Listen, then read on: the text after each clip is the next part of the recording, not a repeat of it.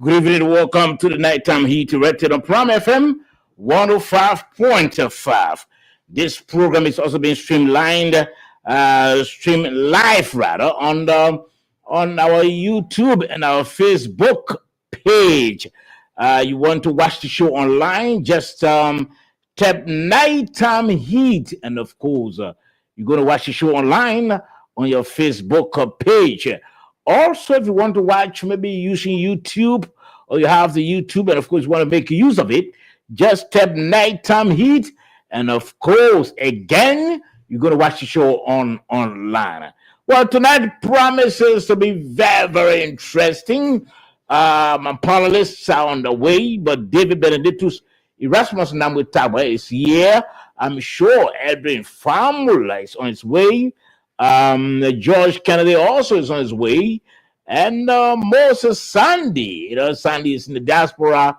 And shortly, Sandy will join us. We're going to have a very interesting show tonight.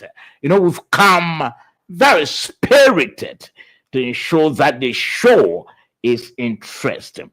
We're still trying to get expert opinions on this port autonomous bill. This that's turned controversial. The Senate and the House of Representatives they've passed this bill, and we understand that the bill is before the president for his signature, so that it becomes a law. It has to do with giving ports independence. That's what the lawmakers are saying. But there are others who think that the bill is very outrageous, and they don't think that the president should even sign that bill. So that was on Wednesday. Yes, we had the chair of the Senate Committee on Judiciary, Senator Councilor Augustine Chie. He was on this program Wednesday, and of course, he provided reasons why the bill should be signed by the president. But today we'll have someone, she's Cole Fambule, and of course, she worked before with Maritime, and then later on, she crossed over to the Ministry of Transport. So she has vast knowledge, I believe, on the port, on the controversial port autonomous bill that we are talking about. And so we'll have her any moment from now, and she'll be joining us from the U.S., Cole Famule. And of course, we speak with Cole, do the interview with Cole, and after we chat for an hour. And at 9 o'clock, we'll be doing an analysis of the IMF recent statement on the AARD financing model. Is the IMF being misinterpreted? We'll be looking at that because there are some individuals who think that the IMF did say that the government's budget is unrealistic, and a lot of things they've been saying, trying to dig into what the IMF said, trying to add or misinterpret the IMF, or trying to distort what the IMF said. But tonight we'll be looking at that to talk about the issue of the statement made by the IMF.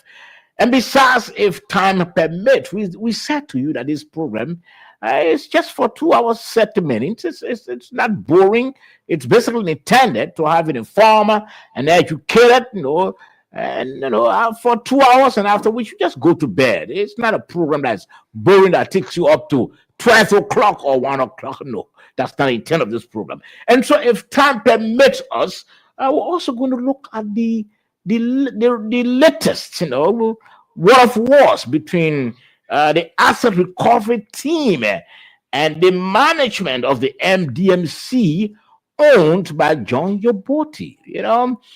We saw a statement by the ARET. It said, the asset recovery, it said there was this Christmas gift that was given to it by MDMC, where MDMC is under indictment for corruption.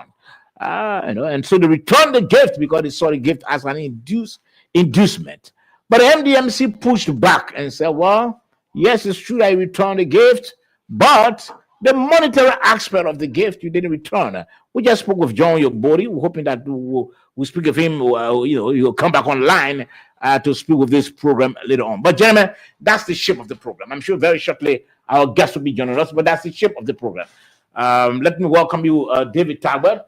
Welcome to the program. Thank you. Thank you, Sabada. Yeah, my microphone.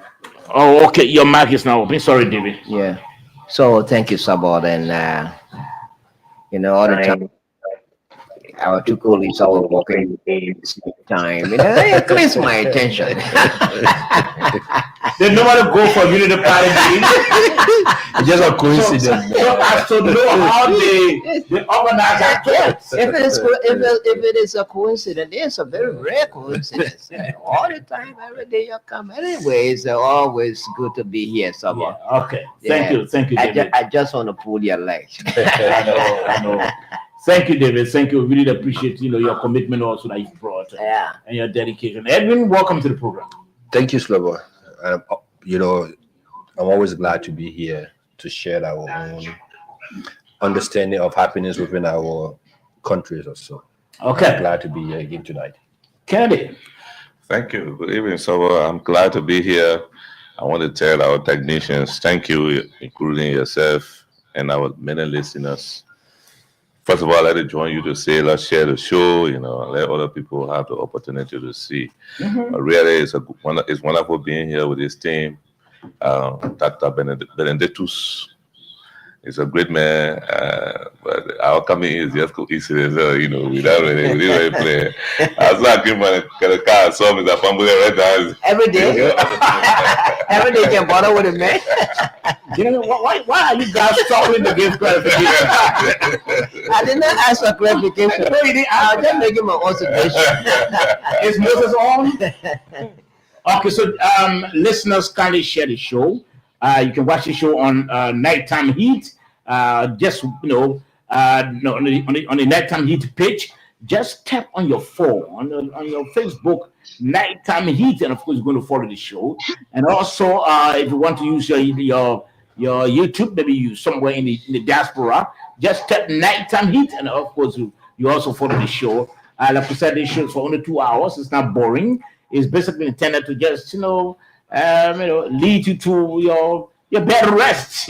After you've listened to the discussions, you can just go to bed so easily and have a splendid. It's not a show that is boring, that takes you up to 12 o'clock or 1 o'clock. No, we don't do that. So kindly share the show, and wherever you are, kindly share the show, so that your friends, your relatives, your loved ones can also follow.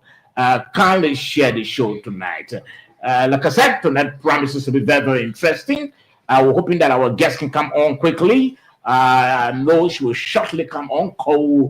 Formerly of NOCA, that's Maritime. Liberal Maritime Authority. Okay, Maritime Authority. Let me try to welcome Moses quickly. Moses, welcome to the program. Thank you, Saba. And let me say hi to every one of you over there in Monrovia. It's a pleasure to be back. And I look forward to another interesting discussion tonight. Thank you. Okay, Moses. Thank you very much. Thank you. She's trying to lock in. Yes, you can do. She's trying to lock in. She just sent me the message. I hope that she can lock in quickly and come on so we can have the discussion with Cole Fambule on this whole put autonomous bill. She's on now. Okay, let me welcome Cole. Cole, thank you for joining us. And from the US, I'm sure. Welcome and welcome to the program. That's a Nighttime Heat. And of course, we are here for 1 hour. Thank you very much for joining us, Cole. Thank you, gentlemen. It's my pleasure to be here. My first time on the Sober George show. I look forward to the discussion.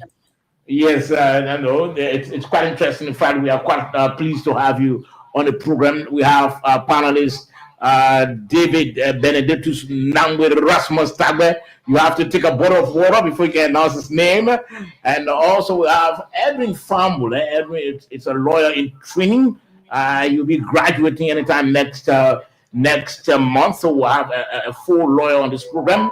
I will also have on the program as panelists George Kennedy. George Kennedy is one of the panelists, and Moses Sandy, who's also in the diaspora there with you. Moses is also a panelist on the program. So all of us want to welcome you, Cole, and thank you very much for joining us. Thank you. It's my pleasure. Okay, so let's keep the ball rolling because we are here for 1 hour. Cole, first, I know you've been following the debates back home, the debate about this port autonomous bill being passed by the both houses, the House of Senate and the House of Representatives, who understand that the bill is currently before the president and for his signature. But there's this debate. There are some who are in support, and there are others who think that the bill is outrageous. It's not in the interest of the Liberian people. Just give us first your introductory remarks. What's your understanding of this bill if you come across it? So there are several things that the president has already pointed out when he vetoed the bill. He pointed out numerous issues.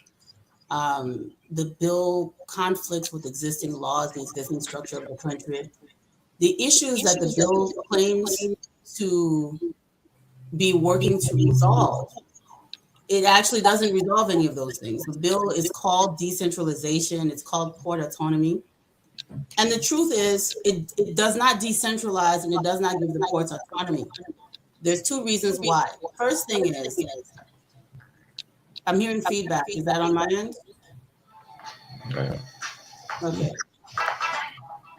Mr. George? Yes, go ahead. Okay. So the first thing I want to point out here is that the ports are already decentralized. We have 4 ports along the coast. Each port has its own manager. There's a regulatory authority called the National Port Authority. This bill seeks to create a new National Port Authority under another name, basically doing what the National Port Authority does, except giving the legislature more power over the running of the port, which is extremely dangerous and it's unconstitutional. The executive is what's supposed to manage institutions.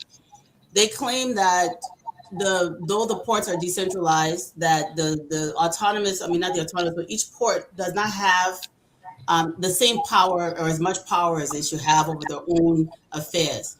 These are things that can be resolved with simple board resolution. You don't need a whole legislative intervention to do something that a board resolution could fix. The names that they're giving the bill, the description that's coming from the legislature about the bill and what is actually in the bill are not the same, right? You're calling it port autonomy, you're calling it decentralization. When you read the bill, you realize that there's a new central authority with 9 board members, you're increasing the wage bill, and each individual port will have a board appointed by the central government, because why? We only have one government, we only have one president, we're not a federation, we're a unitary state. So it's impossible. What they're even trying to do is impossible. So what they're basically doing is duplicating the functions of the National Port Authority under new port authorities, which are going to be localized. The other problem with this is that port assets are national assets, they're not local assets. Each port, all these ports, when they were built and decentralized, meaning built in different locations, were built for the Liberian people as a collective. These ports were not built for the people, there were other port here that for the Grebo people in Maryland, the other port for this other group. That's not how Liberia is structured. Liberia is a unitary state. A citizen is a citizen is a citizen. When Nimba County has iron ore, it's for all Liberians. When Grand Cape Mount has gold, it's for all Liberians. When resources are given, they're shared among the citizens because we are a unitary state. We are united. We're not based on cults or segmented, fragmented, broken apart people. You cannot strengthen a country by breaking it apart. You don't rescue a country by dividing it and giving out pieces to different lawmakers as political favors. It's not their responsibility to manage the assets of the country. That's the responsibility of the executive. And the last thing I'll say on the issue is that everyone should read this bill for themselves and read the president's veto. All of the issues the president raised, and it was a laundry list of these issues. It wasn't simple fix. Any reasonable person would have just scrapped the bill and let it go. but they're insisting on pushing this, and we should ask the question why. Especially when they have not resolved the issues that the president raised. So they're sending it back to President Boycott in the same condition that he vetoed it in. It's a challenge to him. And I consider it as a unity partisan, as an affront to our administration. The man in his wisdom looked at this and named a laundry list of issues. Legislative overreach, usurping maritime functions without the technical expertise. Maritime has spent decades building its international relationships and laws. Yes, go ahead. Quickly, I just want to suggest. No, but Moses. I'm not saying anything. Somebody just give me a break. Okay. There's echo in the background. If the guys in the studio can just mute, she's speaking, but the echo is interfering with what she's saying. Yes, yeah, but I don't know where the echo is coming from. There's a lot of echo in the background. Thank you. Okay. Yes, go ahead, Cole. Go ahead. Thank you, Moses. Yeah, so I was just saying that, sending this back to the president without resolving the issues that he vetoed it is a challenge to the president. What they're trying to do is challenge the president in I think in the most disrespectful way. There should be a cordial, amicable exchange. Things were pointed out, rightfully so. They received the issues, they did not resolve them, and sending it back to him unresolved, expecting him to do what exactly? I think they're putting him in a position where they're basically drawing a line in the sand that they want their ports, not for the people, but for themselves. And there's no benefit to doing this to the Liberian people. There's absolutely no benefit. All of the things that they're claiming to want to achieve can all be achieved under the current arrangement. What the ports need is funding to build their infrastructure and to advance their scope of work so that they can create more jobs. This cannot happen without revenue. So all of the things they're talking about doing, when we break the ports apart into little pieces and then Buchanan get own port, and then, so they can get whatever they want to get out of it, maybe sell it off to some company or God knows what. The idea is to make these ports more economically viable. It can happen under the current arrangement, and it is the executive branch of government that's charged with the responsibility of executing that, not the legislature. Their responsibility is oversight. Historically speaking, whenever laws have been made to re-alter or restructure the executive branch of government, those laws have originated in the executive branch, which means that it is from the executive branch that those laws are sent to the proposed bill is sent to the legislature for them to enact. In this case, the legislature is taking charge of trying to restructure the executive branch without the input of the executive branch of government. That's never happened before in our history. I challenge anyone to show me where we've ever done that in Liberia or any other reasonable place. So it's almost like a legislative takeover of our national port infrastructure. And for what? What is their goal? What is their aim? If the goal here is economic viability, we throw more money into the budget for Port of Buchanan, Port of Greenville, Port of Harper. And anything we want to do is supposed to happen under the existing framework. Why should the legislature overreach and try to take control of national assets? Okay. All right. Thank you for your introductory remarks. But let me ask this question, and then my other colleagues can come in. I heard you said that what they're trying to do is to usurp maritime function.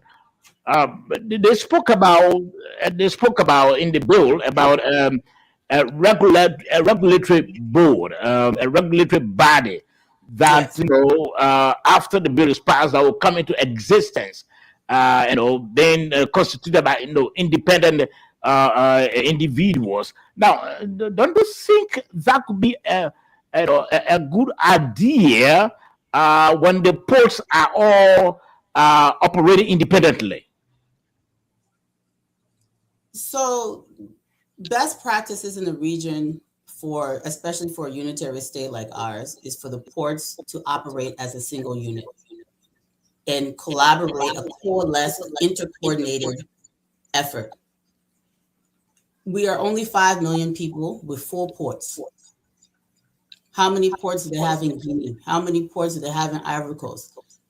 How many ports do they have in Sierra Leone? Liberia actually has more ports because our coastline is long, but we don't really have the resources to fund the infrastructure. That is the problem. It's not the problem. The problem is not the structure. The problem is the resources.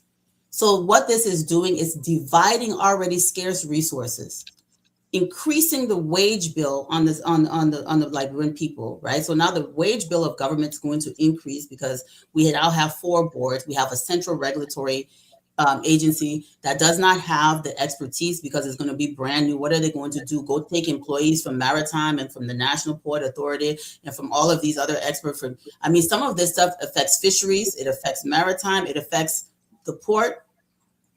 How are they going to do this? And what is the question that we keep asking is, what is wrong with the current structure? At its core, the bill confuses maritime governance and also the ports. It puts maritime powers into this institution as if maritime isn't functioning correctly. It is the Liberia Maritime Authority that regulates these ships, that inspects these vessels, and they do a great job. We have technical experts that have been groomed at maritime, educated for decades. When I was executive director of Coastal and Inland Waterways, I worked with some of the most skilled Liberians in the country. So coming in and acting like these institutions are not functioning is unfair and it's untrue. I can speak with confidence about maritime and what maritime is able to do. Why would you take functions away from someone, from an institution that is respected internationally for their competence, for their skill, and their efforts just to create a new agency and increase the wage bill? What problem is that solving? It's creating more chaos. The same thing. Mm-hmm. Okay, let me ask one of the panelists to come in quickly, and then you can continue with answering the questions there. David, you can come in. Yes, so at the meeting. Yeah. Okay. So the justification, Madam. Good evening. Good morning. I don't know what's the time on your side. Madam, are you there? I am. Okay. So I say good evening. My name is David, and the justification quite recently we had here, Sino County Senator Councilor Augustine Chie. He's from Sino County, and Sino is one of the counties in which we have a port. And besides Senator Chie, others who are supporting the latest development about giving our ports autonomy.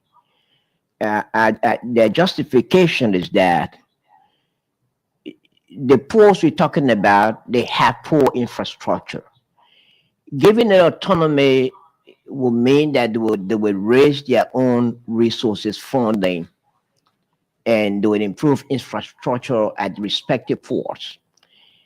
And additionally, they'll be creating jobs for Liberians in those counties, and that Liberians in the counties wouldn't be able to come to the issue of urban migration will reduce, and will come to, everybody can come to Monrovia to seek for jobs. So if the ports are given autonomy, they will raise their own funds, develop the ports with their poor infrastructure. The National Port Authority, the argument is that has raised millions of dollars over the years. But yet and still, the ports we're talking about today, Maryland, Sino, and other counties, they're in poor condition.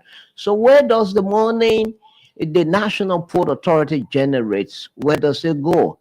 And these ports are very poor in terms of infrastructure. So so it's their justification that they're providing. What do you say about this argument? Thank you, David. So I don't work for the National Port Authority, so I don't speak for the National Port Authority. I do want to make that clear. You're asking questions that should be directed to leadership at the National Port Authority. But I will say this. The idea that these individual ports can raise revenue to build their infrastructure independently is unfounded. There's absolutely no evidence that they can produce that shows that it's easier for them to do this when they're broken apart. Breaking the ports apart and fragmenting them does two things. You will lose credibility. Your ports will now not meet certain criteria. So collectively, we meet ISO and international safety standards collectively, right? When you break them apart, each port has to take years to get to the point where they're even trusted to do this, except where they literally sell off the ports to some other country or some other private investors. And we know how that goes. It's not good for that kind of arrangement is never good for the people who live there. It's usually some type of concession that's going to worry about itself, not about the local community. Secondly, money that's raised at a national port authority, which is the regulator. The National Port Authority is the regulator. All the ports generate revenue. It goes into a national pool. The last thing I would say to respond to you, David, is that all of the ports need infrastructure. All of the ports are in need of investment to build infrastructure. We have a concession agreement with APM Terminals. I think it's been there since, I believe, 2012 or 2013. Somebody else might be able to speak to that. There's issues with that concession. We've got ArcelorMittal that's not really doing everything it's supposed to be doing at Port of Buchanan. It's really an extraction port. There's a lot of things that can happen around maritime, around fisheries, around the ports that will boost the economies all along our coastline. When this coastal highway project comes, there's a lot of infrastructure that needs to be built. That is the responsibility of the government of Liberia. There is nothing that these ports can do independent of our unitary state. The one thing I want to remind everybody is we only have one government in our country. So if they can raise money today, they can raise money if they pick them apart. It all goes to the central government. It's still government national property. So we have to be careful when these politicians start twisting words and making us believe things that are impossible. The counties are not autonomous from the central government. They're just administrative districts of the central government. So how can the counties now have autonomous ports? Autonomous under what authority? It goes right back to the same central government. Even these senators and lawmakers who are coming to talk to you, they represent the central government. Because why? Liberia only has one government. But they twist words as politicians do and make promises without explaining how these things are technically executed. Okay. Well, thank you. Let's go to Edwin quickly so like he can ask his question. Madam Formula, thank you. My name is Edwin Fambule, and I actually started and listened to you keenly. There are some very important issues that you point out. The issue of the new quote-unquote legislation trying to usurp the functions of maritime, with this whole idea of trying to decentralize. And I do 100% agree with you. If we start this whole thing of counties owning assets, we could start running into a problem very soon. The people of Nimba will also come up tomorrow and say the mountain that ArcelorMittal is operating belongs to Nimba, so we need to run it, as an asset of Nimba because we want to decentralize. The people of Cape Mark will come out and say the resources in Grand Cape Mark County, the gold belongs to us. So we need to, decentralize it and let all the money that comes from there remain in the county to develop the county. Now, the challenges that we've had with all of these laws is that, like you rightly said, it's based on selfish interests. What we want to say or not, people want to benefit from these things or so. You work in the maritime sector, the challenges that are put, are ongoing. Even the free port of Liberia, like you said, it has infrastructure challenges. You can't compare the free port of Monrovia to the port of Ghana in Tema. I've been to those places also. Now, why do you think our lawmakers are now focusing in trying to upgrade these national assets rather than trying to find a way to divide these things among counties or so? Thank you, Edwin, for the question. So I don't want to make accusations, but I will say that after reading the bill, this is far more political and selfish than it is in national interest. If you read the bill keenly, it seems to me that they're looking more for political capital and brownie points than they are at advancing the cause of the Liberian people. Ships move across borders. And these laws and conventions that make it possible for ships to dock in Liberia are based on Liberian laws.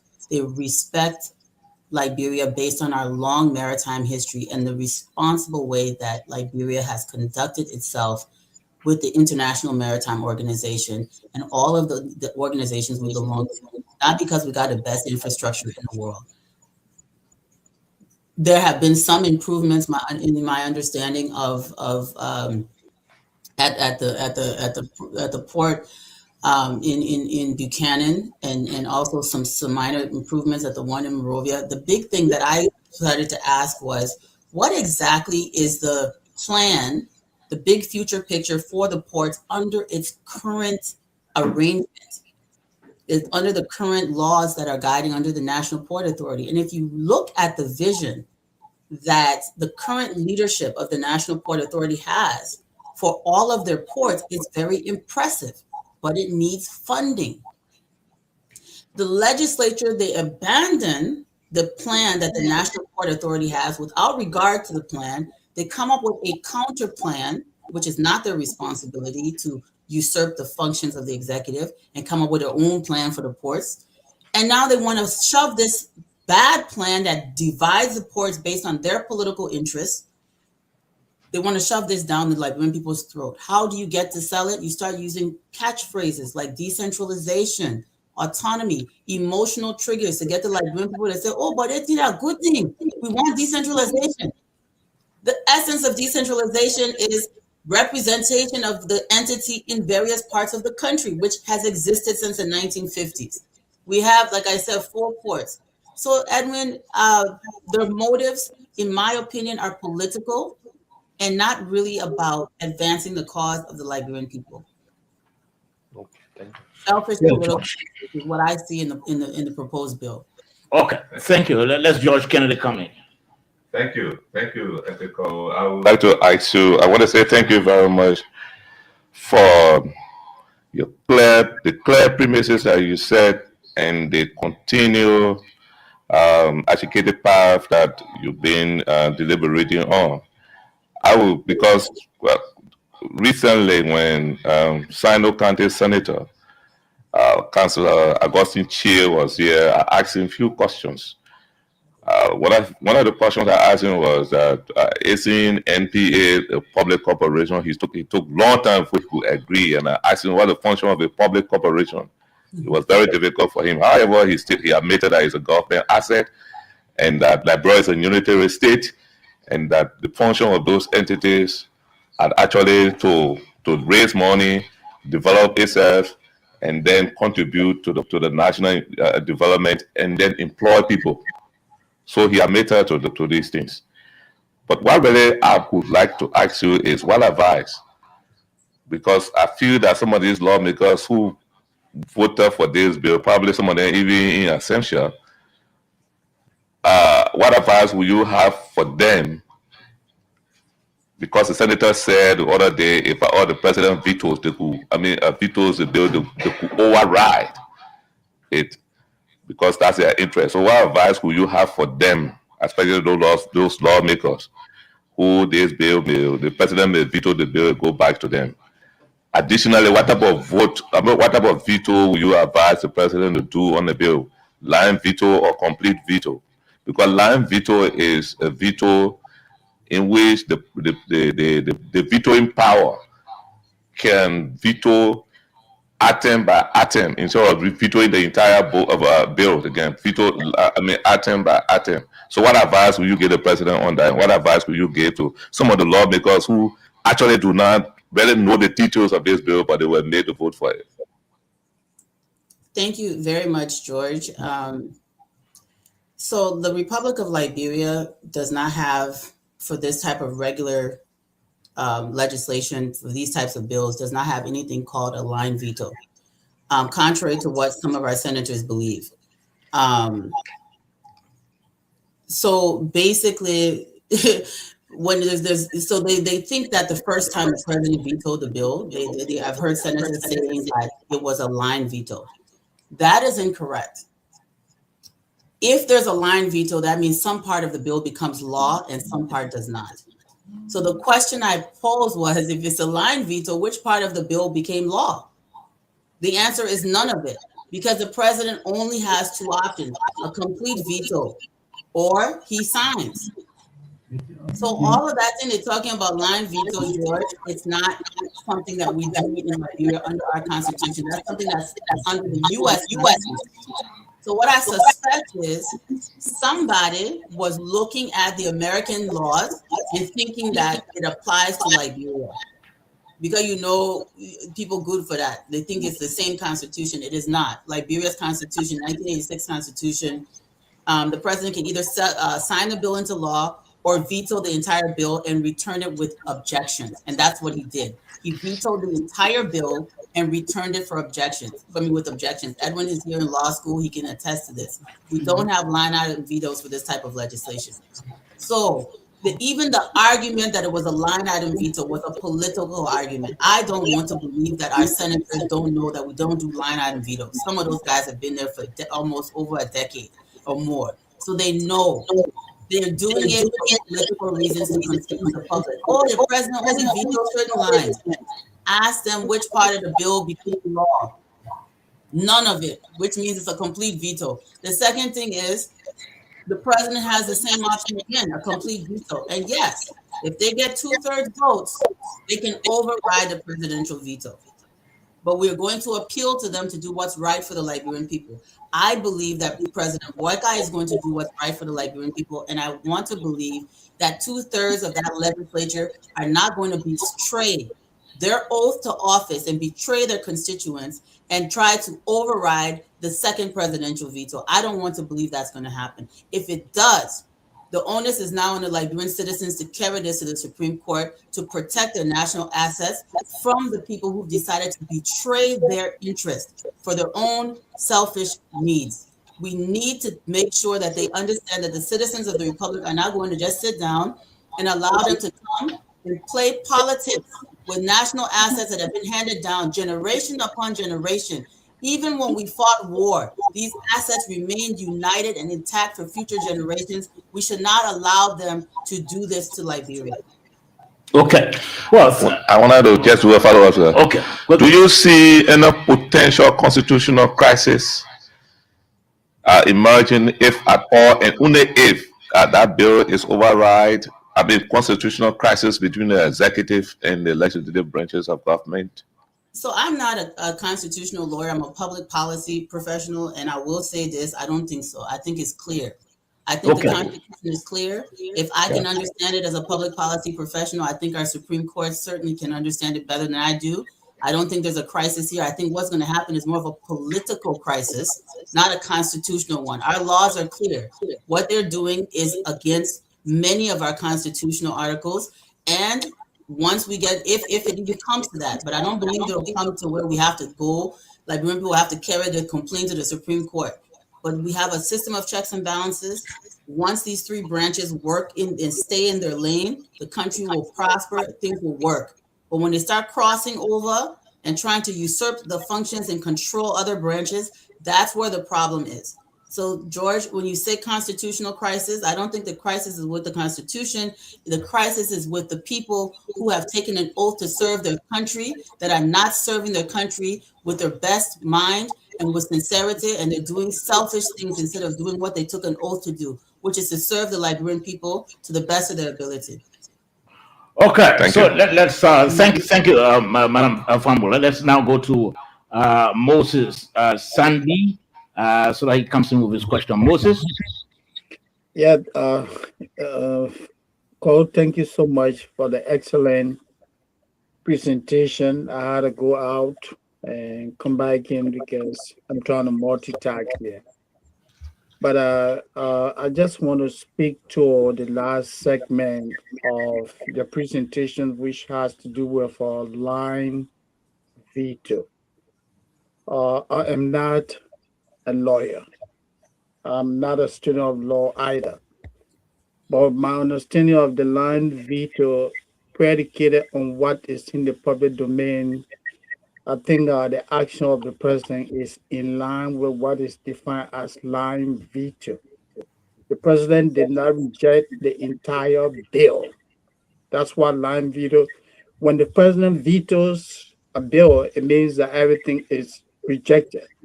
But if the president identifies segments that he disagree with and send that back to the legislature as per the literal definition of line veto, then the president is within that scope. The president raised concern about the lawmakers arrogating unto themselves executive functions. The president raised concern about how the current bill undermines existing legislations that affect the Bureau of Maritime Affairs. So if you do a critical review of what was submitted, and even with the opinion of the Minister of Justice, I think the president is right. And those who are seeing the president line veto, they are also right. That's Thank just what I you. want to say. Thank you, Moses. So I again will disagree with you respectfully, of course.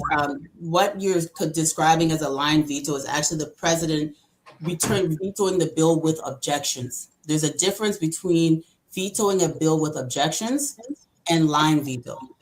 Vetoing a bill with objections is he's given the specific reasons why he's vetoing the bill. Line veto means the parts that he did not object to become law. None of this bill became law. Yes, that's what it means. Look it up. This is not rocket science. Look it up. I mean, you can even look at, just Google it, go into like Liberally.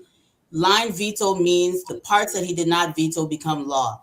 In Liberia, we don't have that option with this type of bill. It's a complete veto with objections. And those objections are what they're calling line veto. It's incorrect language. That is not what that means.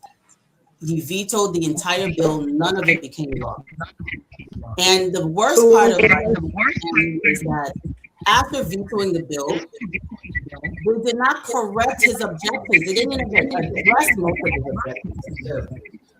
And they returned it to him without correcting any of the objections that he had. Get the feedback.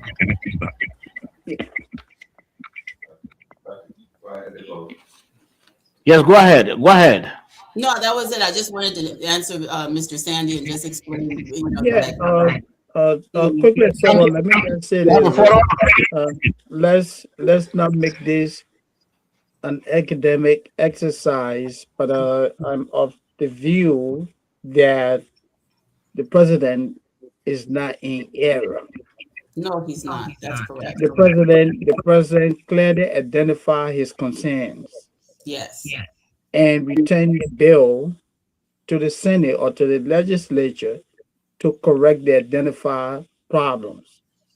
I also want to agree that the Minister of Justice, the Attorney General, the legal advisor to the president, is also not in error. He understands what we refer to as line veto as compared to any others yet. I don't think they are in error. So I'm simply saying that the action by the president, if you take a critical look, the president says, yeah, I do not have problem with this bill in its totality, but these are my concerns. So when you look at line veto, that's why it tells you that the entire bill is not rejected, but segments of the bill are what? Objected to. And that's what the president did. Okay. So none of the bill was law. So the entire bill was vetoed with the specific objections because none of the bill became law. None of it. Yeah, I mean, that's what we call it, a bill. It is a bill. It's not a law yet. It is a bill. Yeah, so it won't be, because if it's a line veto, the parts that he didn't object to would have become law. None of it became law. That's the point. All right. None of it became law.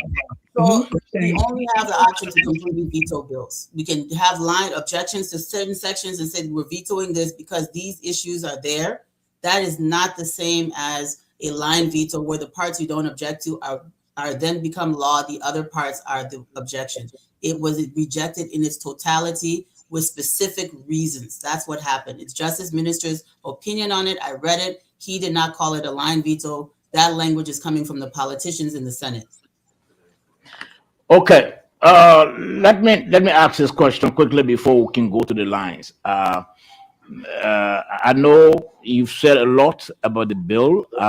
As it stands, Unity Party partisans in the diaspora are not quite happy. In fact, there was a press statement released that describing the bill as being harmful and asking the president to reject the bill in its totality. Now, let me ask: if let's assume that we woke up tomorrow morning and heard that the president has signed this bill,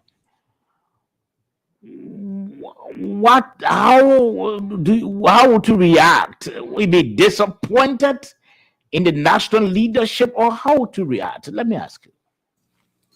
So I know that our co-chairs for Unity Party, United States and Canada, USA and Canada, wrote a joint letter, our two co-chairs, and that was hand-delivered to the president by one of them recently, requesting or just giving policy advice or suggestions. They don't instruct the president by any means, but as his political supporters, they wanted to give their opinion on the bill, and they asked him in the letter to not sign this bill, to veto it again. Now, I believe the president will veto the bill. I know that Joseph Boakai is there in the best interest of the Liberian people. That's why we supported him. We have the utmost confidence in him. Also, the same reason that he rejected this bill the first time, he vetoed this bill the first time, those issues have not been resolved.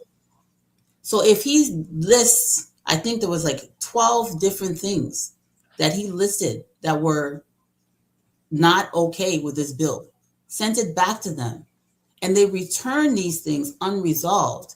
It puts him in a position where he cannot sign it. So I don't believe he will, So I'm not going to say, oh, the president will sign it, then what? Because it's just not rational.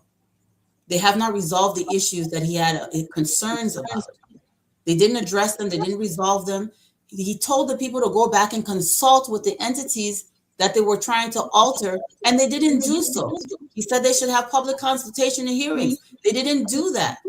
They're still usurping the functions of maritime. They're still trying to dissolve presidential appointees. Basically, they're dissolving the entire board, the leadership that was appointed by the president without even his input. And the last thing I want to say to Mr. George is that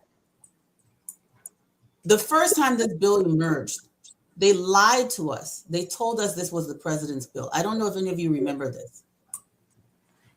They were posting on social media calling this the president's bill.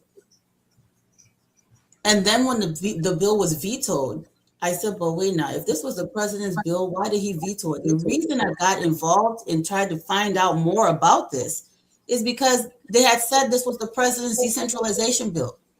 When he vetoed the bill, I said, but how can the man veto his own bill? There's people said the thing originated in executive. So I started to read and do my own research, and I realized it not only didn't start in the executive, they never consulted with maritime, NPA, anybody that's involved in our territorial waters, the management of our coast. They didn't involve anyone. So if they can lie about something like that, what else were they lying about? And that's what made me start digging behind this thing to try to figure out what is it they're really trying to do. So sorry for the roundabout answer to your question, but I'm confident the president will veto this bill. Okay. You are confident that the president will veto the bill. Okay, George? Canada wants to come up. You know, and Mrs. Famble, how is it got a tradition? Sorry, I use this for talking to my young people all the time. I'm just used to, calling females, that's your name, but I'm sorry to talk on a professional, platform. So, you can see when Senator Abbott Chair was here. Abbott Chair was here the other time. He said nothing going on in Greenville. I I'll send you a few photos. You can see, we can load them on the page. When Senator Chie, in the past regime, when he was in that place, the way the Port of Greenville was looking like and how it looks today, you can load it on the page. So some of these things, they're good for us on earth. For them. Yeah, there are challenges there when it comes to dredging and other stuff. But the fight is good to say the truth. As that what I said about the oversight. If you feel your responsibility, as Mrs. Famler is saying, if you feel your responsibility, then the entire country got national challenge, because you're looking at the political aspect of the issue, you saw the technical aspect, the actual job that you were really hired by the Liberian people to do. That is, they voted for you to go to make sure that they make laws that positively impact their lives. You carry on the oversight that make sure that state functionaries function properly. And those are some of the things you can see. Maybe you can load those. Yes, we're trying to upload the pictures, but in the meantime, let me try to announce the numbers. 0778-460-793. Just a few minutes. 0778-460-793, or better still, 0886-050507. Again, 0886-050507. Our guest here is Cole Fambule, formerly of Maritime. She worked with Maritime for quite a long time. She had some various idea and knowledge on how the whole maritime port works. And so she's then our guest here. You can put your course quickly. You want to watch the show online, just type Nighttime Heat on your Facebook page, or maybe Nighttime Heat. You see your YouTube. Let's call up. Yes, sir. Let's hear from you. Good evening. Hello. Yes, good evening. Yes, sir. Yes, sir. I'm Eddie Johnson. I call you from Cinco. Okay. Some of us, for your discussion, my brother, so you go boom. Now, I mean, President to your guest speaking, who put business, brother. I beg you, support. Your dear, that woman, your boy, dear one spoon. So she can be able to educate people. Somebody got her look, that was crap for the country. She was sick. They do I hear the kind of thing I hear support for that woman. Not politician and wicked to the country too. So everything it was they only doing for the future. Look, all the bodies they're looking at 2020. So what is not support? Only looking at because he got in the look, the old and the new. Support I'm a physician. Let me follow tell you I'm a physician. But why I'm here for you almost today, tonight, support. I beg President Bwaka. Okay. All right. Many thanks. Many thanks. You made a point already. Let's take another call on the line. 0778 460 7. Okay. Let's do this caller. I'm hoping the caller is there. Hello. Yeah. David Koti, my name. Okay. Let's hear from you quickly, Mr. Cody. Thank you. I'll be very brief. Let me say many thanks to Mrs. Fumbler. She's 110% correct. Everything she's saying there. Moses also got a point. But I disagree with the caller who just called before me. She doesn't have to appear on Spoon. This network is more credible than Spoon. I can say that. She doesn't have to appear on Spoon. Where she is now, the whole country, in fact, the whole world is listening to her. Madam, thank you very much for your education. I could have built a chopping bill. I know some of the people who are behind it, they are all nothing but choppers. They want to eat in the future. They're looking for pension. It's not going to work. And when Senator Chie said they were override, well, they have the right to do so. If the president vetoes anything, if it takes about, let me say, I think 10 or 20 days or something, they got a law there. They can override it, but it's not going to be in their interest. I can't say anything to anybody here today. Okay.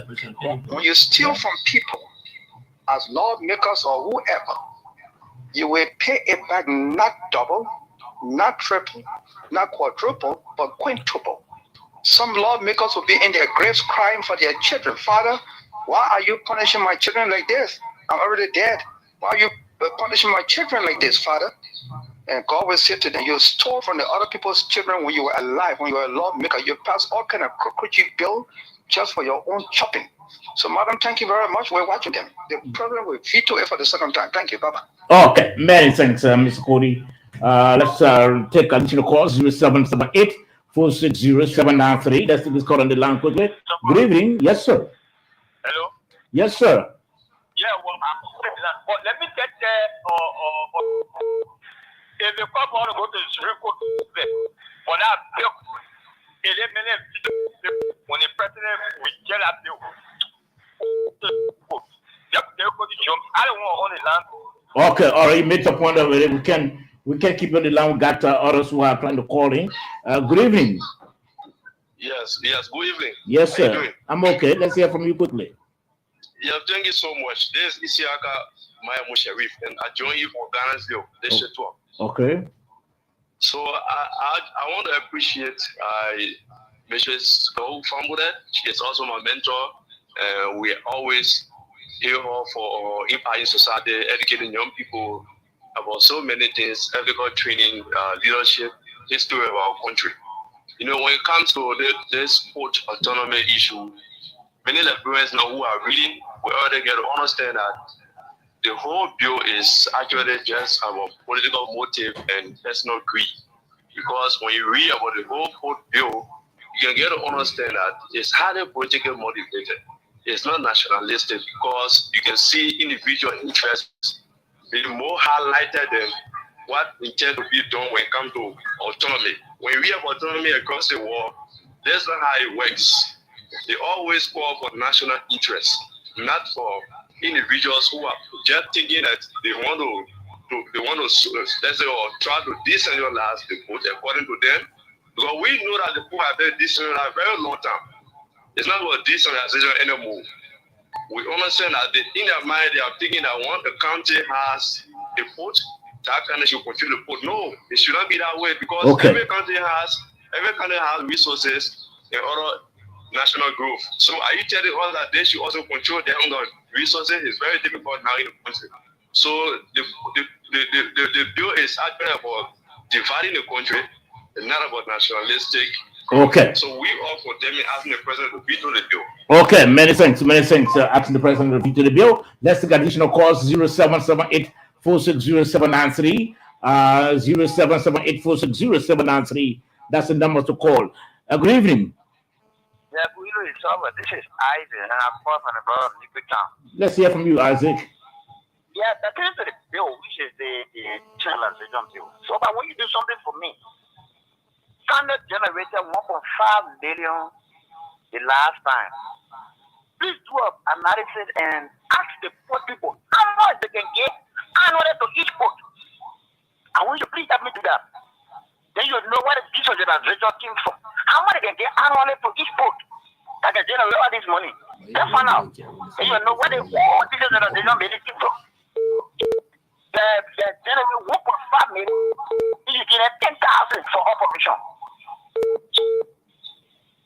Are you checking that? 1.5, then you get 10,000 for operation.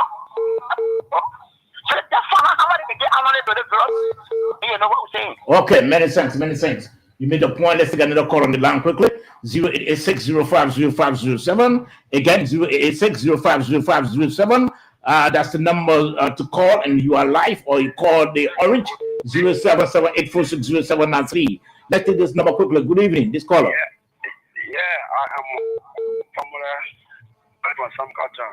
And let's hear from you. Yeah, I'm happy to get notification tonight, and thanks for highlighting most of the issues that we are not aware of. But I have a question for her. Is this bill also going to affect the employment sector? Okay, that's a question. What are the bill will affect the employment sector? Okay, she'll respond to that before she leaves. 0778460793. We'll take calls up to 9:05 to exhaust the 1 hour that she's been here for. Let's hear from you quickly. Good evening. Hello, good evening. Yes, sir.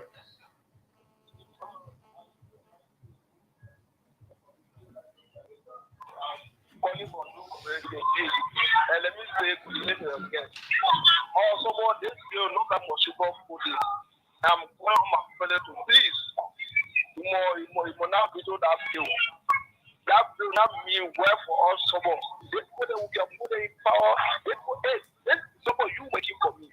According to you, so you working in my interest.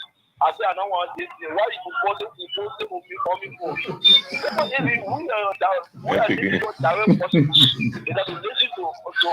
One of the situations warriors so that out there, you can listen to us.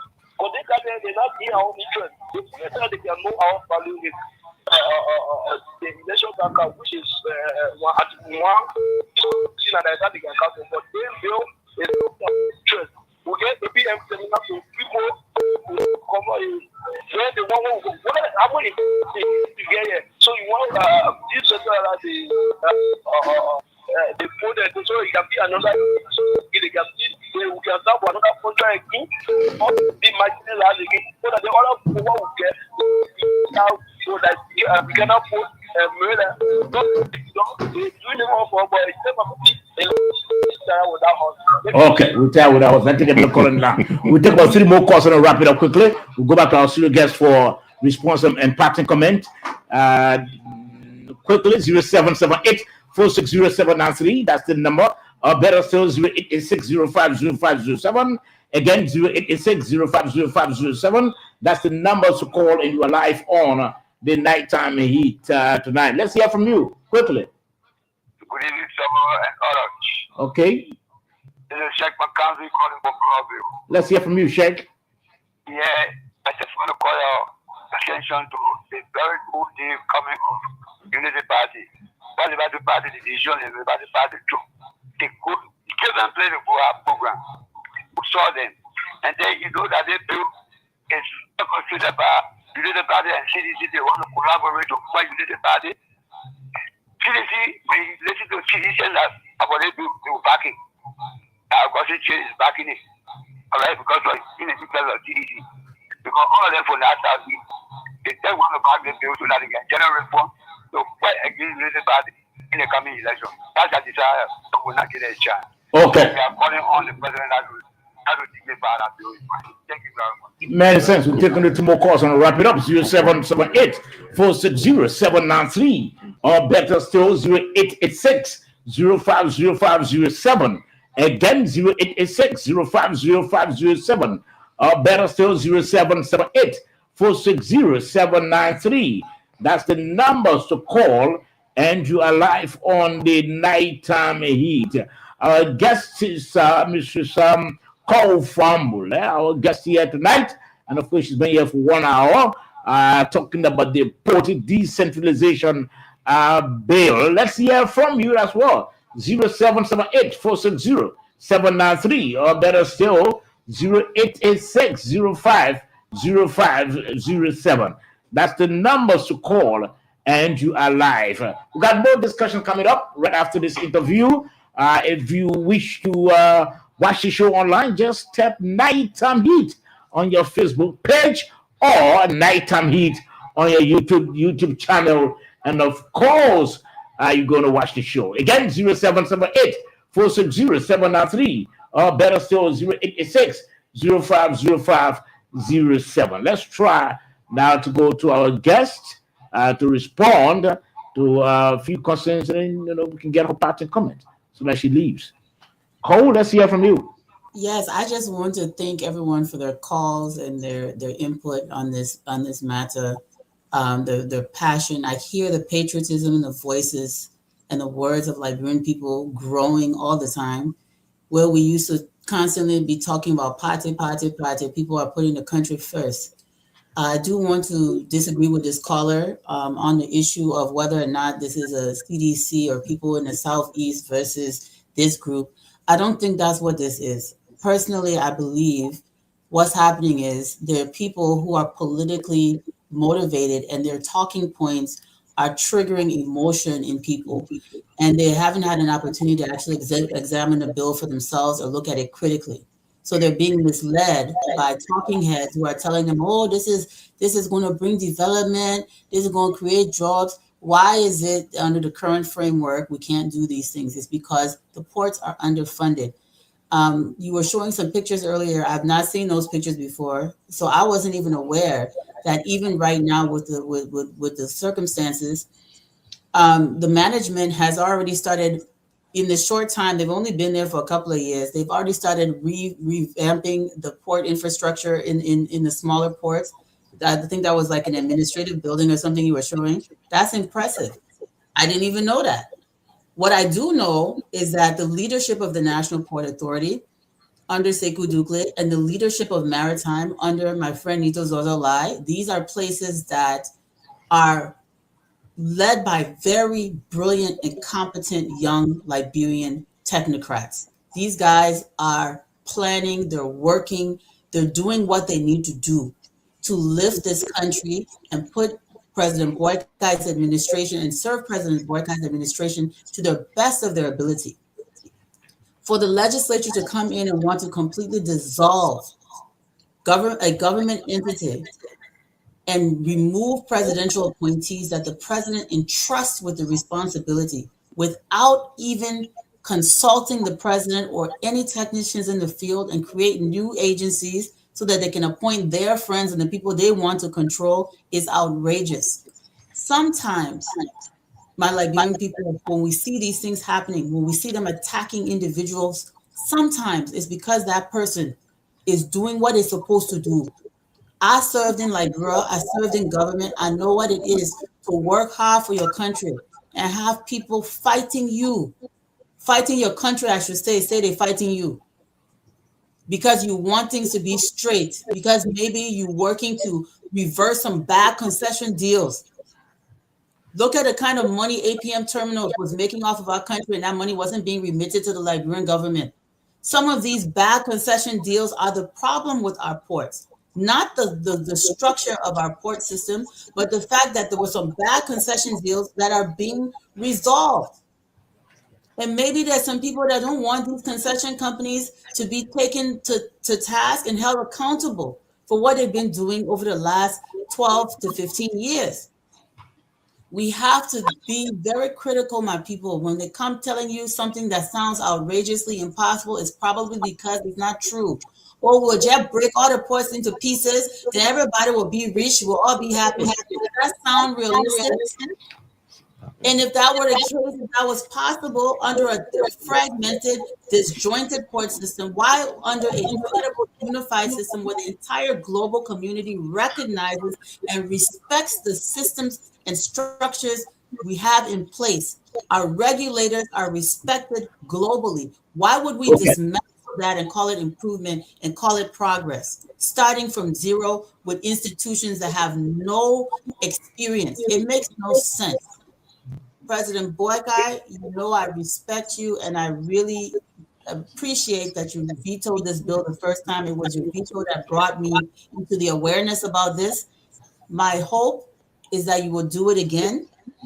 And Mr. President, we stand by you as your partisans, as your supporters in the US, and I'm sure our partisans on the ground are in agreement, and many other Liberians who are not partisans that are looking for the progress of our country and appreciate the work that you've done in the short time you've been in office, whether they be from other political parties or not. We stand in solidarity with you, Mr. President, and we support your decision to veto this bill the first time, and we are confident that you will do it again. Thank you so much. Many thanks, Mr. Skull. From we really appreciate your being here tonight. We're hoping that we can again host you as the debate continues. But well, you did extremely well, and again, we want to say thank you for joining us tonight. Have a pleasant. Thanks, everyone. Good night, gentlemen. Good night.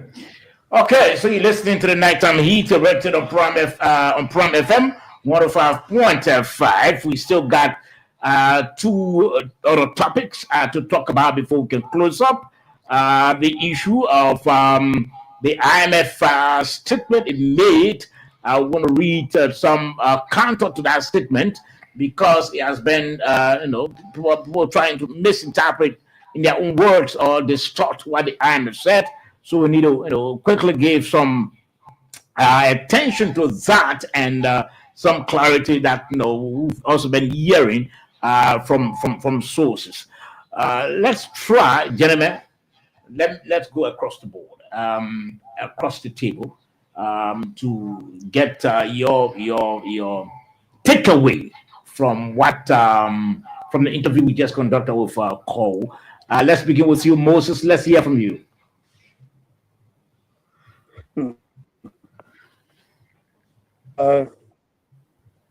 Mrs. Farmland, she did an excellent job. She sounded upbeat, very optimistic that the president is going to sign the bill. I mean, that he will veto the bill. But what President Walker has demonstrated to Liberians in the world, when he recently spoke, I'm a little bit apprehensive.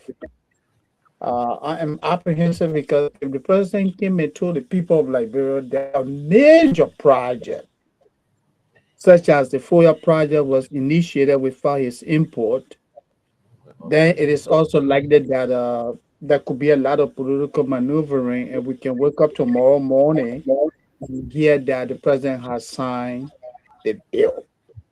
That's why in leadership, consistency is very, very important. Because if major things are happening without your input, you will be setting the real bad precedent. That's what I would like to say. And quickly, what I would also like to say on this is that I did not want to engage my family into an intellectual debate. But the word veto means objection in totality. When the president vetoes, it means he vetoes in totality, not in segments.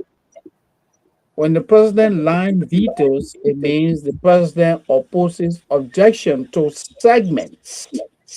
And anyone who saw the concerns raised by the president will agree that the president actually line veto. The president didn't say, I am opposed to this bill.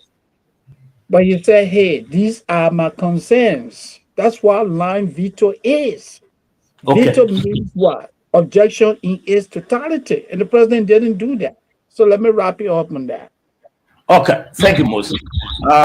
Edwin, your takeaway. What I think I would say it was a very insightful, educative information that Madame Kou gave us, because she's actually worked in the sector before, in the maritime sector, and she pointed out some key things.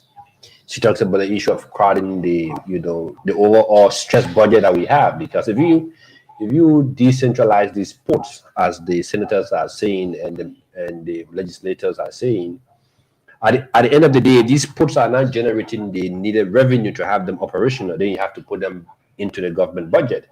It becomes a problem.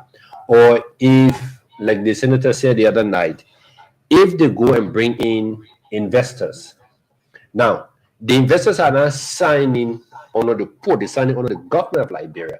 So if those ports default and they cannot pay, it becomes a burden for the government of Liberia.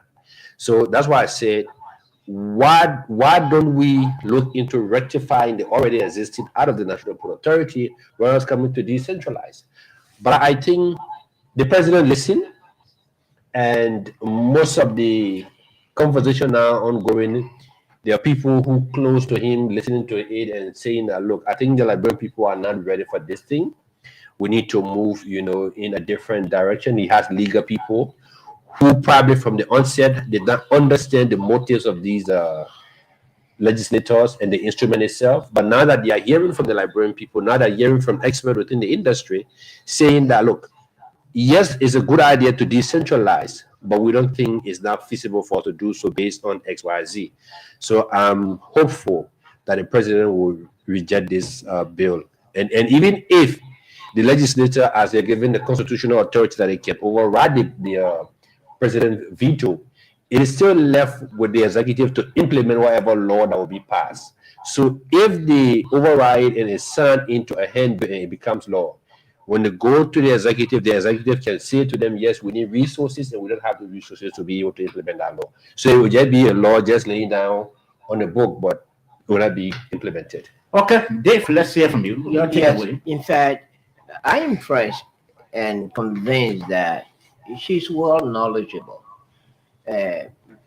from the broader perspective she provided as far as the workings of our posts are concerned and the proposed bill we're talking about.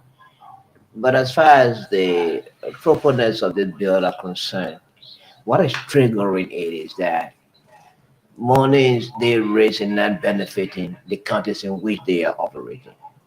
And the proceeds are not triggering to the people, the ordinary people in those counties. So the argument is that, look, given the autonomy, a decentralization will benefit the county. But from her argument, I'm a little bit convinced that she has a point that, look, this doesn't seem to be in the interest of the Liberian people in Liberia. The fact that dividing the posts, and one of our colleagues talk about other countries that have other resources like, INO want to manage our own INO, want to, Kidman wants to say, our goal, we want to manage ourselves, have authority. So, I mean, so her argument is actually brilliant. And that shows that she's well knowledgeable in that area. Okay. That's exactly what she. All right, Dave. Let's hear from you, George Kennedy. Thank you, Sabo.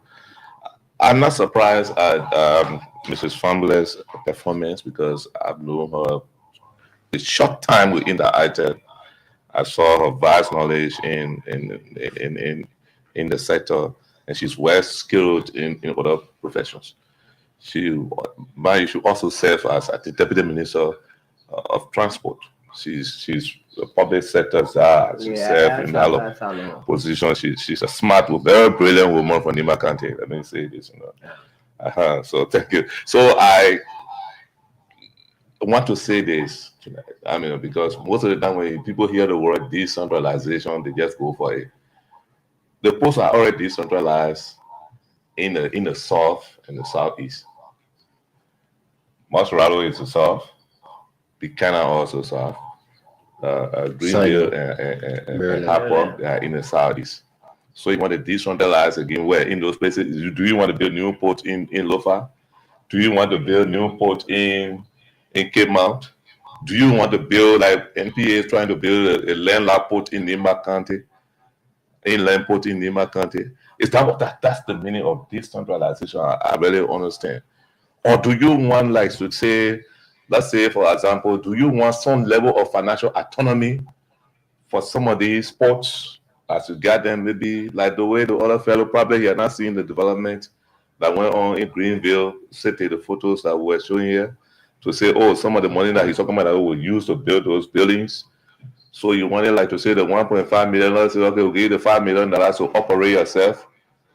And, I mean, the 500,000 to manage yourself. And then the 1 million goal, we use it for the other overhead and other stuff. Is that what they're saying? That's a bold decision, the board of trustees of the entity. And I believe strongly, from what I'm gathering, in fact, from some people, the board has gone far with this. Pretty soon, you will hear, in fact, the legislators, they are aware. Probably they stole some of the ideas. The idea that is now running through where people trying now to make some of the, to remit good number of this money to some of those ports to be able to manage themselves. Okay, so, thank you, gentlemen. Thank you very much. I think my takeaway comes from the aspect of the pictorial, the pictures have been displaying on the screen. We have a tendency, Dave and the rest of the team in this country, to always, be mute on positives that we do. We don't show them up. We don't display them until maybe there's some questions coming out before we need to, and that's my disappointment.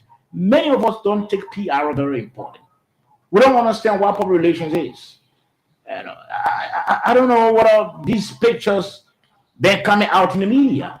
Because if you are an entity, like the MP and other entity, and you are doing something positive, you are delivering, showcase what you are doing so that people know what you are doing. So that when somebody comes out and say, look, John Brown or this entity or that entity is not doing well, then others will say, no, we've seen what the entity is doing.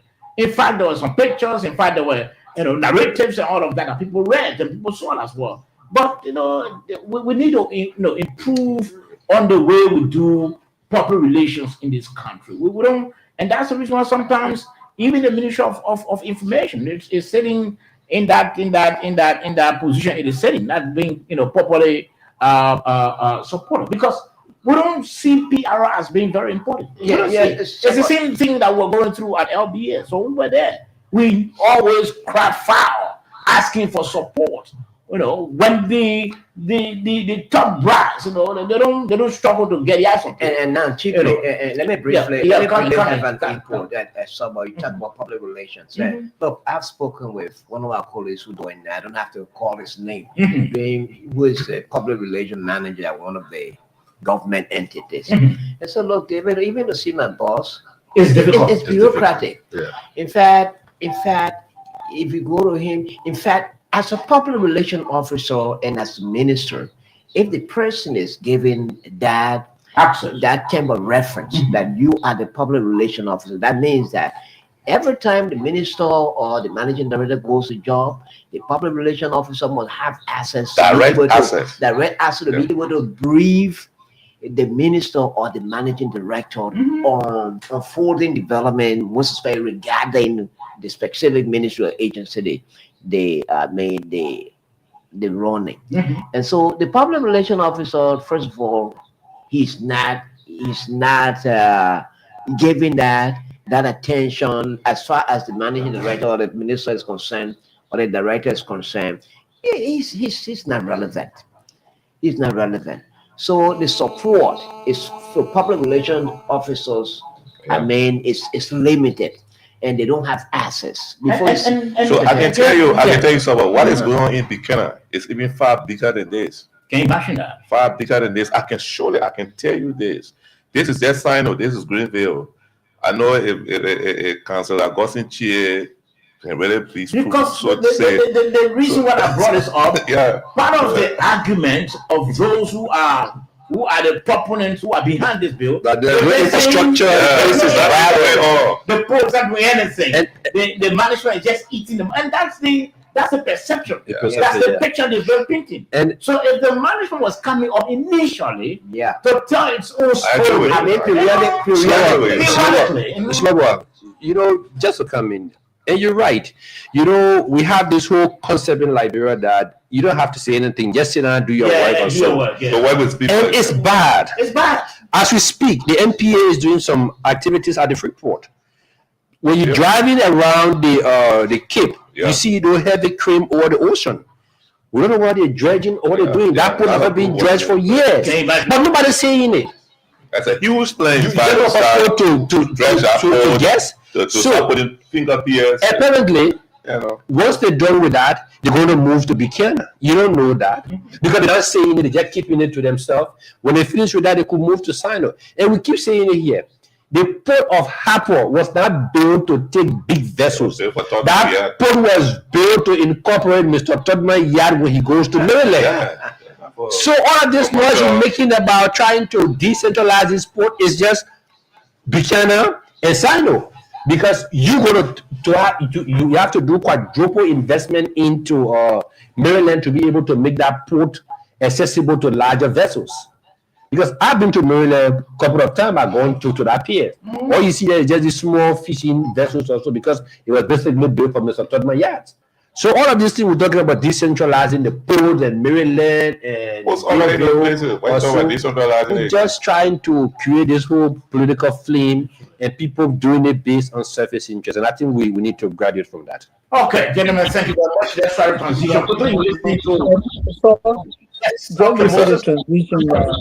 Yeah. Yeah, just before the transition, let me just say something quickly to piggyback on government public relations. Like you Mm-hmm. said, uh, I definitely agree with you.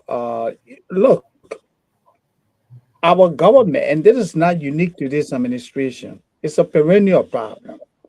Government communication is always underfunded.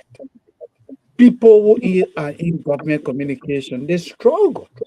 They are the least supported. Take, for example, um, you have a LBS owned by the country, taxpayers.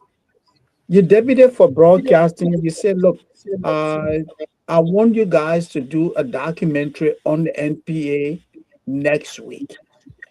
Go to LOFA, this project we're working on, do a television documentary so our people can know what is happening in LOFA. This is how you do it. At the Ministry of Information, run center spread, hire people to do this, but the ministry is broke. The budgetary allocation for the Ministry of Information is a little over $4 million. When you do the math, almost 90% of that money is for recurring expenditure. Labor cost. How do you use 10% to do government PR? This is the problem. Communication is the least supported in Liberia. It is not unique to this administration.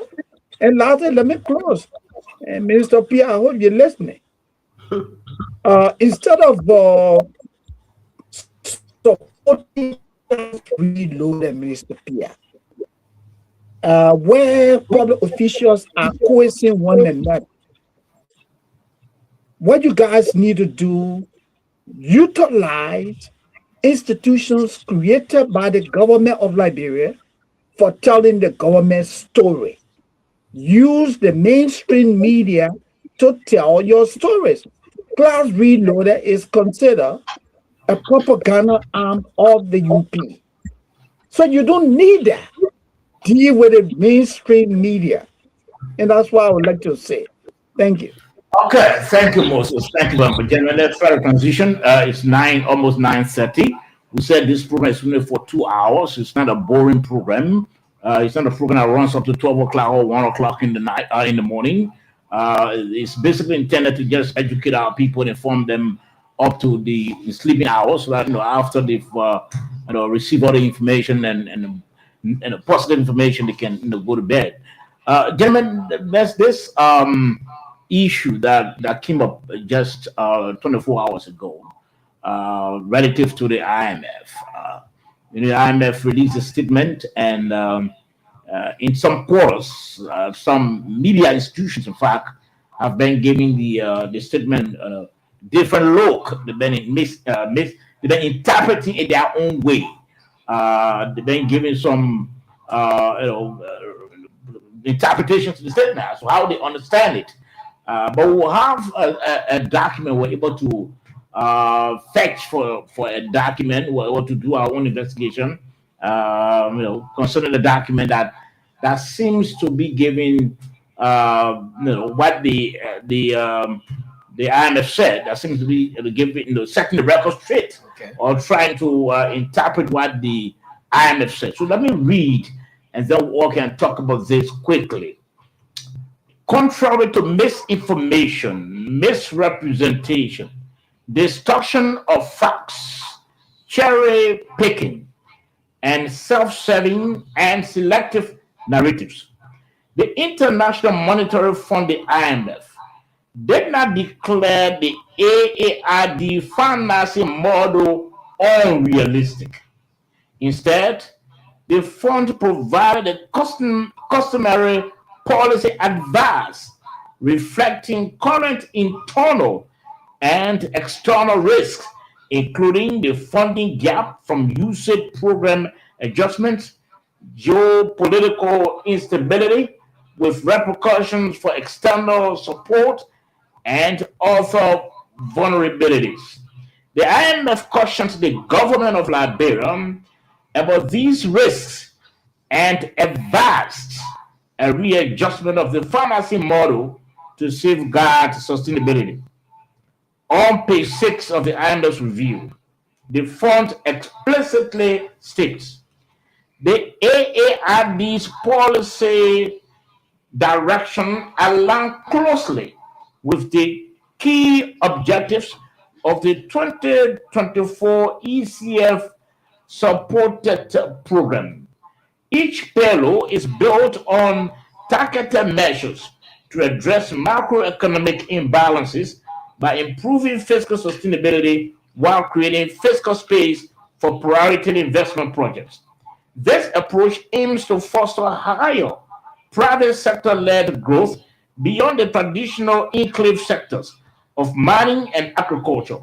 Consistent with the program, the AARD emphasizes the need to substantially boost domestic revenue to finance infrastructure development. That's the IMF. The AARD also aims at rebuilding foreign reserves and anchoring debt sustainability, which will help rebuild confidence amongst the development partners, particularly amid a declining international aid. The emphasis on transparency and governance is critical to create a business-friendly environment that attracts investment. Finally, advancing human capital development through better education outcomes, greater access to health services, and leveraging demographic dividends. It's essential to achieving the long-term growth goals of Vision 2030. This is the IMF's own language. Any attempt to claim otherwise is intellectually obtuse, dishonest, and illicit destruction of public documents. Gentlemen, that's a rhetoric trying to provide some clarity or some education, basically on what the IMF said. Let's hear from you, David, having heard this week. The IMF's clarification is timely. Timely because if the IMF did not, or had kept quiet, and the people will run with their own interpretation. And it's often said that in our country we have problem, many of us have problem with comprehension. So perhaps that must have triggered the misinterpretation the IMF providing clarification for. But what I've gathered from the statement is that the IMF is trying to advise the government, guide the government, that you have to revisit this plan, your ambitious plan, because of the funding gaps. For example, you say it's not supporting, many African countries again, giving them aid, including Liberia. So with these funding gaps, as far as the IMF concerned, the government projects are huge.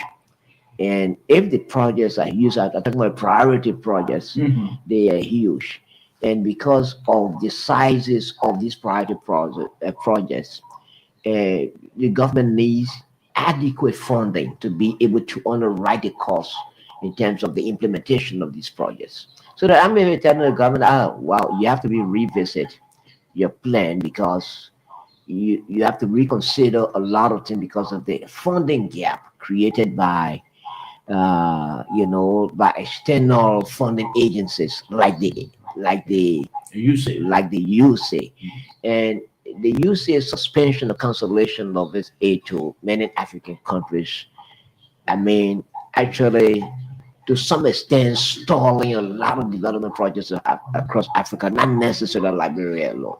So that's my observation, that the IMF is just guiding the government. But being in a politically charged society, people would like to do their own interpretation for it to appear as if the government, it's not doing the right thing. To score some political points that, the IMF condemning the government's arrest agenda and doesn't think it is realistic. But it's not actually the argument of the IMF. The IMF, when they advise them of providing guidance to the government that, look, reconsider, do a reassessment of your projects, considering taking into consideration the funding gaps. Okay. Thank you, Tawa. Thank you very much. Ed, let's hear from you. Well, I will piggyback from what he said about the politically charged environment. You know, for I think the past 18 years, Liberia has been very politically charged. So even if advisory statements are coming from international organizations or partner people tries to interpret the other way around. Now, I read the statement, I've read the document or so. What the IMF is doing is just giving a policy advice that you have a very ambitious plan as a country. You budgeted upward $8 billion for your development initiative from 2025 to 2030. Now, the IMF has infrastructure where at every time they look at your development agenda and do a review and see how, possible for you to be able to meet that benchmark. They also look at all of the gaps, and then they'll be able to do analysis and they advise you on it so that you are not behind. And I think this is good because for the past 6 years, we didn't hear them, doing it for the Making similar interventions. the how to call them, the PAPD or so. We didn't see that. So now that the IMF is doing that, I think it's good. It serves as a policy guidance for the governance structure to say, look, yes, you have an ambitious plan, but with all of these different international interventions that is not happening, you may not be able to meet that particular goal. So you need to start adjusting. So in that way, I don't think we should be running away that the IMF is condemning the whole stuff, because the IMF knows it's a projection. There's no money laying out somewhere to say, okay, we'll find $8 billion based on XYZ. So in that way, then even our argument now start coming, because we can now go back to the same IMF and say, look, because of all of these shortfalls in international aid, can we leverage our natural resources in that bid where we're able to get more so that we can close these financing gaps? These are all good discussions that I think as a government, we should take it in good faith and say, look, since they have identified these gaps, let's sit with them, because sometimes the IMF herself serve as impediment for some of these things, because they will tell you, you can't do that, because if you do that, you push investors out that want to come into the natural resource sector. So these are all things that I think is good for the country, is good for us to look at it in a positive manner, but not people who trying to say, oh, you know what, the IMF say everything that they put in there is not good, it's falling apart. Those are political talks that I don't, for me at my level, I'm not even going to listen to those kind of things coming from the critics. Okay, that's it from me, George. So if someone is telling me, oh, the AARD is falling apart. But before you come in, George, let me just read the latter part of the statement here. The IMF further commended Liberia's achievement, noting that 5 out of 6 performance criteria were met. The missed criterion on the non-accumulation of new external arrears was waived due to credible corrective actions. The IMF writes, program performance has been broadly satisfactory, with 5 out of 6 performance criteria met. A waiver was granted for the missed criterion on non-accumulation of new external arrears due to credible corrective actions. After a strong post-pandemic recovery, growth moderated in 2024, but is projected to reach 4.6% in 2025 and accelerate to 5.4% in 2026, driven by mining, gold and iron ore, and agricultural recovery. Political stability has supported this outlook. Mr. Bo Lee, acting chair and deputy managing director, praised Liberia's progress in macroeconomic policy and structural reforms. He highlighted efforts to reduce the fiscal deficit, mitigate debt risk, and strengthen foreign reserves. In response to the sudden loss of large grants, especially from USAID, the government protected critical social programs by cutting low priority spending and mobilizing domestic revenue. Okay, that's the latter part of the statement. So if someone from the other side of the aisle is telling me, say, oh, the AARD is failing, I would just tell you, say, go to Douala. I can pay your way, you go to Douala To see what? to see road. No road there yet. They just push it for back. To see, okay, you can see Arlington Road are passing to Nickel Town. Okay. So it's not a road. Go right now to Matali, you see road. Okay? So I can tell you for sure the IMF this time will providing advice to the government of Liberia on the risks, some of the risks that will stand in the way of raising this $8 billion. But the same IMF is telling you that, oh, you are qualified for our ECF, the external credit facility. You can take money from us. If you are not a country that is credit worthy or cannot achieve this, they'll be telling you, say you can come. That's where I can be critical of these institutions at times. Mr. Pambole touched a very strong point when he said they sometimes try to advise us not to take certain radical reform because they feel that it will scare away foreign investors. No foreign investor will be afraid to stay in your country if all they need what you have. And you are telling them, okay, since you bring in all your machineries, all your equipment, you're doing the investment, take 60, I take 40%. For these years, after these years, they'll be 50-50. After a certain year, you will take 40, I take 60. It's this thing happening across the world. So that's where some of us think, you can see something that don't hear the other side. That's the main point of his argument that I agree with. I think our resources, just putting them on ship, carrying them away to go, process them in other countries, it's not creating the type of jobs that we need in our country. We have Firestone here in the 80s. Firestone, created more than 200,000-300,000 white-collar jobs for the Americans in America. How many people did we have here at the time working for Firestone? Or what waste that when we talk about white-collar people in America, it's people that make 6 digits, and 7. So it's difficult for such a country to improve if you don't try to reform. That's the kind of model that I think our government needs to start now. This PPP process, public-private partnership, where you take certain percentage, the company takes certain after generating their expenses, going into forward, then the PPP starts shifting on the take ownership. Okay. So okay. We heard your takeaway. We heard your takeaway from the reading of the document. Let's hear from you, Moses. Okay, so like every one of you have said, what came from the IMF is basically advisory to the government.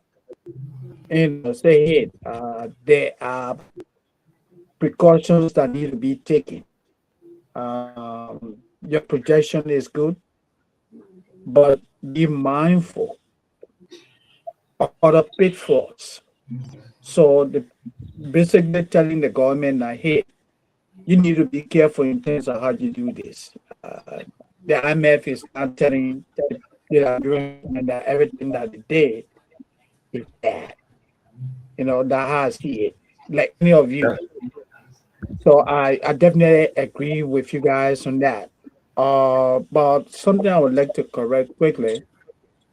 I heard my brother Tagbet. He said, and he was very general about that. He said Liberians have comprehension problem.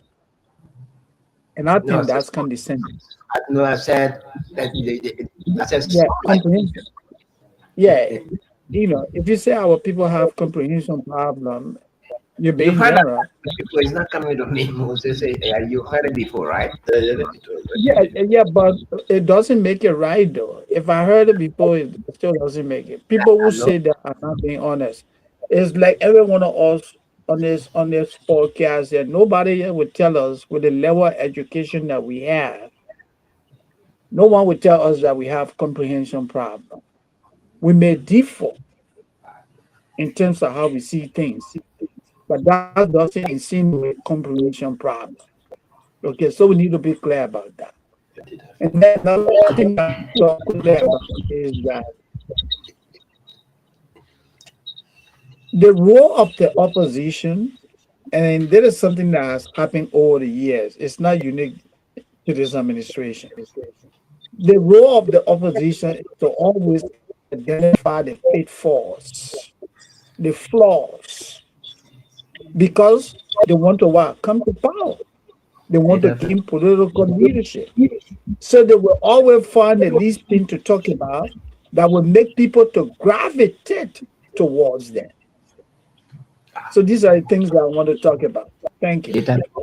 All right. Thank you, Moses. Thank you very much. I think, my disappointment is that, gentlemen, yes, it's true that the role of the opposition is not to praise the government, but equally so Trying to untwist the fight, man. to distort. And this, I'm not making reference to the opposition, but our media colleagues and people who are also using the airwaves, who are trying to pollute the airwaves by spewing lies. If you don't understand a particular statement, maybe coming from either an individual or an international institution, try to contact them, or maybe you can contact somebody else who can understand the language spoken by those people. But for an individual to sit on his platform, and because they are fighting a proxy war to beat on a particular minister. Let's take for instance the Minister of Finance. The Minister of Finance lied to the IMF and this. No, it is troubling. Do you know what they're doing it for? It's troubling. No, I don't. Okay, they're doing it because his performance is excellent. Excellent. They want him out, so probably the president could choose a minister that will be weaker than him, or like other people who they see in the society in the past. So when they fail, the entire government fails. Which is not going to That's what happen, they do. because I know the president himself knows that this Minister of Finance has performed excellently. So for somebody to be fighting a proxy war, maybe if somebody is telling you, oh, the Minister of Finance needs to be fought because he's a threat to me, and then you who are using our airwaves, you are not a journalist, But in the you got meantime- absolutely, I come at where you spoke, you got absolutely no training in journalism, but because you are using the airwaves and so you want to fight a minute, you're not going to succeed. And you have to stop, because you're trying to cast expression on our profession. Because at the end of the day, people say, oh, we heard it on the radio. We heard it on the radio. It's totally bad. And if you supported a regime, and unfortunately, maybe you made some demands at the start of the regime and you didn't get what you demanded, it doesn't make you to, or it shouldn't allow you to allow yourself to be used by individuals that spewing lies. So it's unfortunate that if you don't understand the international people language, hey, ask other people or do an email to the international community, or an international organization. What are you talking about? I didn't understand. Did you say that the government budget is unrealistic, or did you say that the AARD program is failing? Ask, and the people will respond to you. But to use your airwaves and spew lies and criticize the government minister who's doing extremely well, I don't think that's proper, and I don't think that are also going to rate your integrity. All they're going to do is to bring you down, because you fighting a proxy war, and so you want to get against somebody, it will bring you down because you be spewing lies. You be spewing innuendos. So let's try to do away with that. Yeah. Some are seeing a particular situation from a different lens or from different lenses. To me, doesn't necessarily suggest that. I mean, a group of journalists on a particular talk show are lying or telling lies. No, Tagba. Maybe That's what I know. it's That's what I seeing know it from a different lens. No, Tagba, you So, can't see there- reality from a different lens. There's nothing wrong. There's nothing wrong with a journalist being critical or No, saying it's not. You can be critical without You lying. can be critical without lying. Yeah. You can be critical. Once you can be distort the critical. facts, No, what I'm trying to avoid is instead of being judgmental. Tagba, what would people will be judgmental. If you look at 5, you say that 2. They say no, that 5, you say that 2. Yeah. So they will say you lying. But they see it from a different perspective. No. We don't That's want not to judge journalism. this. Tagba, don't promote that. Don't promote that. That's not journalism. So Don't promote what that. I'm suggesting that let it be judged by the public and not us. That's when We are I. professional people. We should No, we are also professional. try to distinguish ourselves. If Tagba read a story and the story it's inundated with lies, we will tell Tagba, say, Tagba, you are lying. That's why we are self-regulatory. We are professional. We are self-regulatory. And Slumber, the thing about it is that you need to reach to a point where you distinguish the politics from the reality. Exactly. So That's you what as we're a doing. journalist should be the one to actually speak the reality, You know, and let the politicians do You the can see our politics. police to Because criticize them. the politicians are really interested in trying to bring each other down. Now, I don't care what you do, the opposition wouldn't say anything positive about then this. the other argument is quite recently we talk about this thing. Who's responsible? Because many of those running talk shows or running radio or television platforms, they're not journalists. They call themselves political commentators. Yeah, but the government cannot censor them either. They They got to call have right to themselves free speech. political Free speech. commentators and people who have specific interests in specific political institutions. I mean, so quite frankly, the President of Liberia, the Information Ministry, they should be the one. I mean, regulating these things. So- When you so- have so- a politician opening a talk show, he sees things from So different lenses. you You can't compare them to see it from your lens. you ask a very good question. Who is responsible? That's not. Actually, it is the government that is responsible. You just need to dedicate the regulatory Responsibility. responsibility to the press To the union. press union. That's all. But Government still holds it. So the PUL does not have the authority. None of us know that. Fine. So PUL is just a two-legged bulldog. I mean, I'm sorry to say, I'm a professional But no, institution, but it's I feel bad because this is the advocacy I always try to put for. I think I told Mr. George one time we used almost one of the shows the whole night we talk about. The government needs to repeal the act creating the Ministry of Information. There is some dedication or authority to that ministry where the entities have to go to register. And so they're not supposed to go to that place to get lessons. It is a press union before you go to the to register to the press union, even before you can, I mean, to the Ministry of Information, before even you can go pay your taxes to LRA, the PUL must have cleared you first before the government can accept you. If you go, you go against the code of ethics of journalism. They revoke your license. Yes, it should come from the press union of Liberia. That's why we see happening in other countries, but it's different here. So I can move on the late Nangbe's law, reform Representative Nangbe's law, try to fight to put up a bill to repeal that way. Unfortunately, he passed away. But you don't actually have to repeal it. You can amend some of the portions of the law creating the Ministry of Information. Whatever dedicatory function that's supposed to go to the PIA is given To the PUL. to the Yeah, PIA it's the because same thing, yeah. the issue of press freedom, all right, and freedom of expression is a constitutional issue. So you want to be very careful. Even the government will want to be very careful before it starts looking at it that trying to come down on the press. Yeah. So they don't want to get involved heavily with heavy hand. And that's the problem right there. Now, That is the problem right there. it You is know what they do? incumbent upon credible institution No. to make sure that when these informations come out, like what we're doing tonight, right? To give the positive side of it that look, this is not what it say. This is what, because people have the tendency of taking the facts and turning it Every around. journalist in this country, when you go for journalism training, Yeah, when you're doing, you have to study media law and ethics. of course. They will teach you label. They will teach you. I mean, is it they teach you for label? constitution and talk about freedom of speech. Let me say, no, I'm saying this to you. And so the PUL has its own code of conduct. The boy will lie That to covers you journalists. face. So once you go as what we are criticizing today is a violation of a code of ethics, code of conduct of journalism. The PUL will definitely summon you. Yeah. But if the government does it today, we'll look at media sanctioning. Of course. So the government is not well seated way. Because the president has been doing that. I mean, if they are talking to the president, So let me go back to that. No, who was doing training? Yes, sir.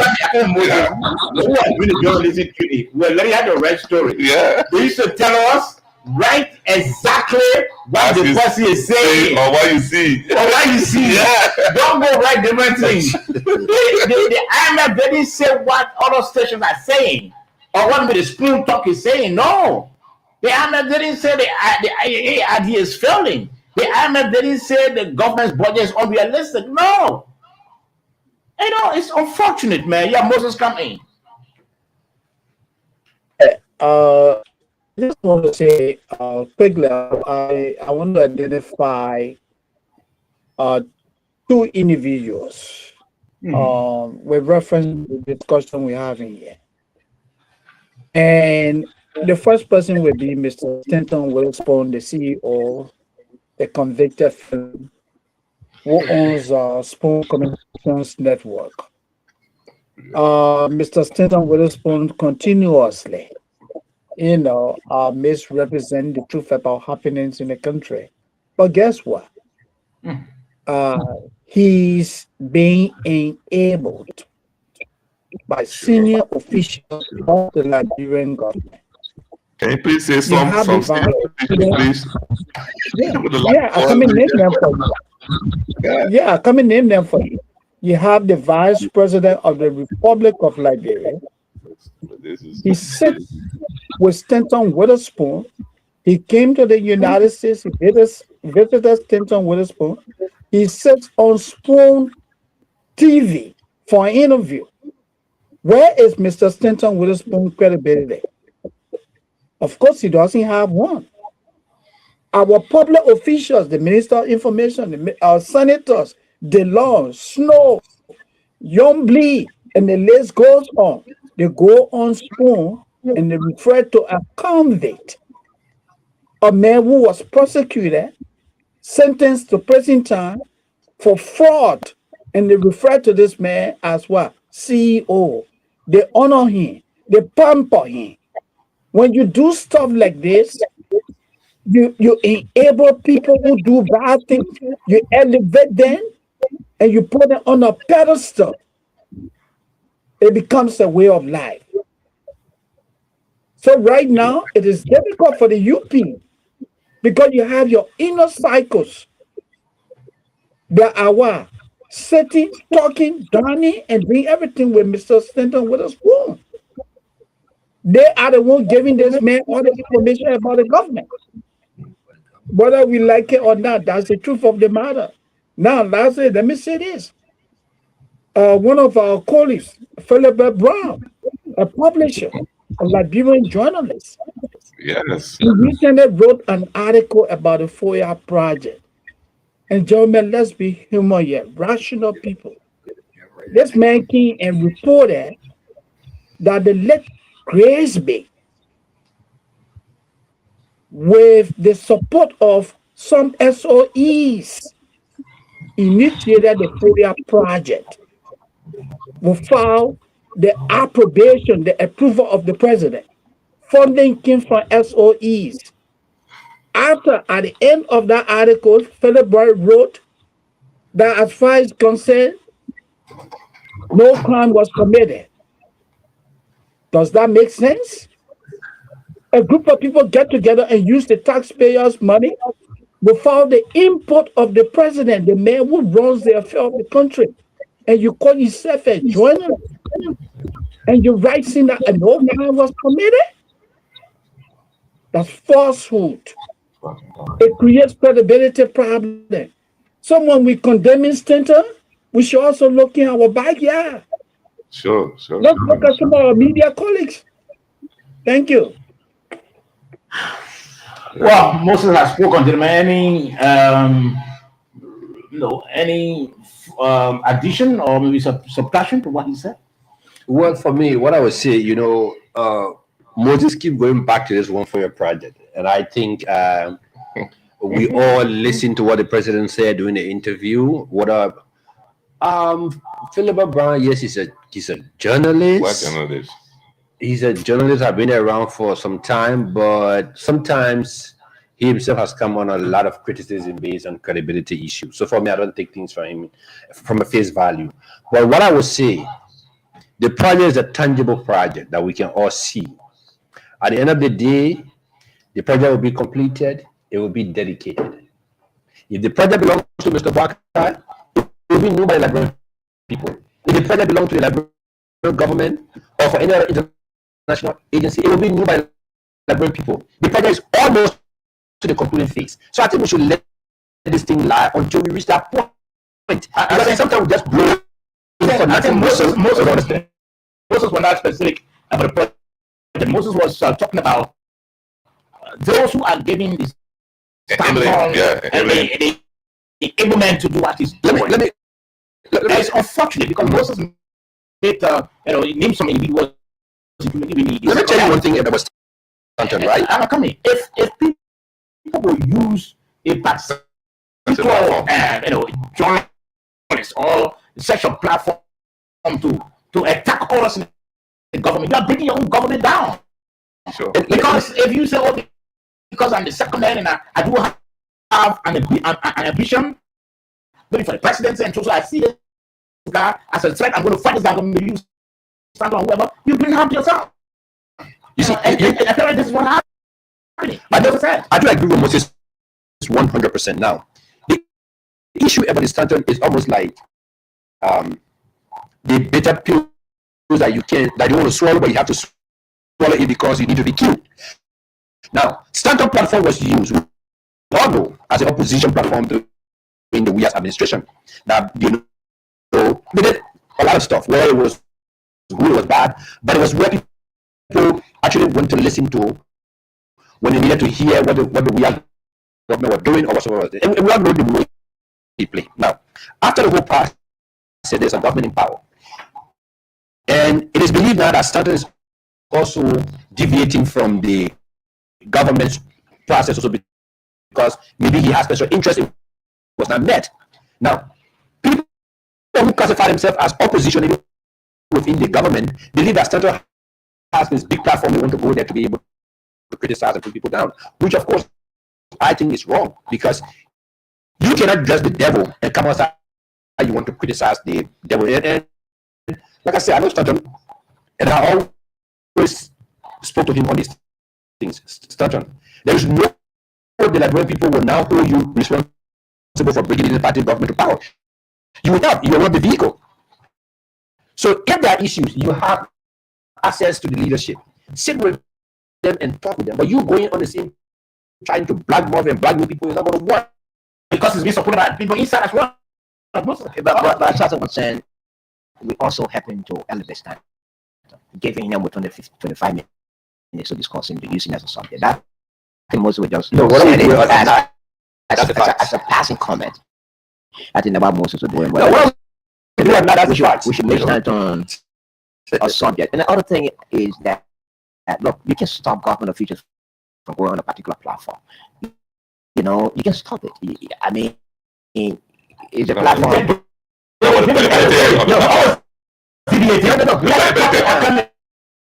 are not talking about stopping people to go on platform. We are talking about using an individual or using a platform to go against all of them. And what I'm saying is that it's not the only platform. Yes, it's one of the platforms that people listen to. It's one of the platforms that people use to get others. But is it the only platform that is doing that? There are other platforms. The other platforms, why particularizing? That include others who also sit on their platforms and spew our lies and blackmail people. Why aren't we also mentioning them and try to particularize the spoon breakfast spoon TV show? That's my argument. If you know some that's my argument. You can name them so we can know. You can name them so we can name machine them as well. Let's go to other issues. All right, gentlemen. Let's do justice to our last discussion before the night goes, because like we said, this program is only for 2 hours. We are not a boring program. We don't go beyond 11 o'clock or 12 o'clock. So let's try to take this quickly. There's this debate that just popped up this evening between gift the issue. between the asset recovery team and the MDMC owned by John Yoboti. Let me just read just a few excerpts from the asset recovery statement. The asset recovery and property retrieval task force says is a rejected and returned a Christmas and New Year gift card sent by Morning Development and Management Corporation, a company under an indictment for corruption. The company is owned by John Yoboti. AREP described the gesture as an attempted inducement, warned that it undermines the legal process and gave the company 72 hours to explain its action. The task force reaffirmed that it does not accept gifts from any party under investigation and warned that future attempts will trigger legal action. Okay, that's from the asset recovery. So I hope I dropped in the chat room earlier. So somebody can read that. Maybe David Tabo can read the statement from the MDMC. So can blend the two statement Is that possible to get it? Is from there? It's there, yeah. You can read it from there. I think Or it's somebody a long statement. The meat Yeah, of that just statement, take the meat from the there. meat of that statement is just simple. Mhm. The MDMC admitted sending Christmas gift to the asset recovery. That was Christmas No, but I card. want to also read for Christmas cards. our people to also follow the Okay. reading. It's Yeah. long. It's a very long. No, you Christmas can- card and $5,000. Mhm. According to that statement, they said The card was the card was returned, but the money, but the $5,000 asset recovery did not return the Not $5,000 return it, USD. I think that's the whole thing. I think I had to say Yeah. it simple. Yeah, that's the Okay, yeah. now, so Yeah. with what has happened, gentlemen, and what we've read also from ARED and from the MDMC, the trading of accusations. We know that the MDMC has been under an investigation by the ARED, and then Christmas, coming and New Year, and for MDMC to take a gift to ARED. What's your understanding, David? Is it that somebody is trying to make up the story, or is it that yes, it's true that the MDMC gives gifts? In fact, I spoke with John Yoboti before coming on air, and John said yes, we have. He said he doesn't know the details about this one, but they have a database that of individuals and institutions that they give gifts to after during the festive season. So he said it's possible that maybe ARED was part of the database and they gave the gifts, but he doesn't have the details, and so he couldn't go further. But he Why said should yes, money? normally we do. So given what we've heard, Tagwe, what is your perspective on you give a gift? Yeah, I give you gift, but I return your gift, but you didn't return the gift in full. You return the gift in half. The money that followed the gift, you didn't. What? For me, the timing of the gift, to me is wrong. Most especially at the time, wrong on whose part? the timing on the part of MDMC to me is wrong, because the MDMC, as far as we're concerned, is being investigated by the same ARED.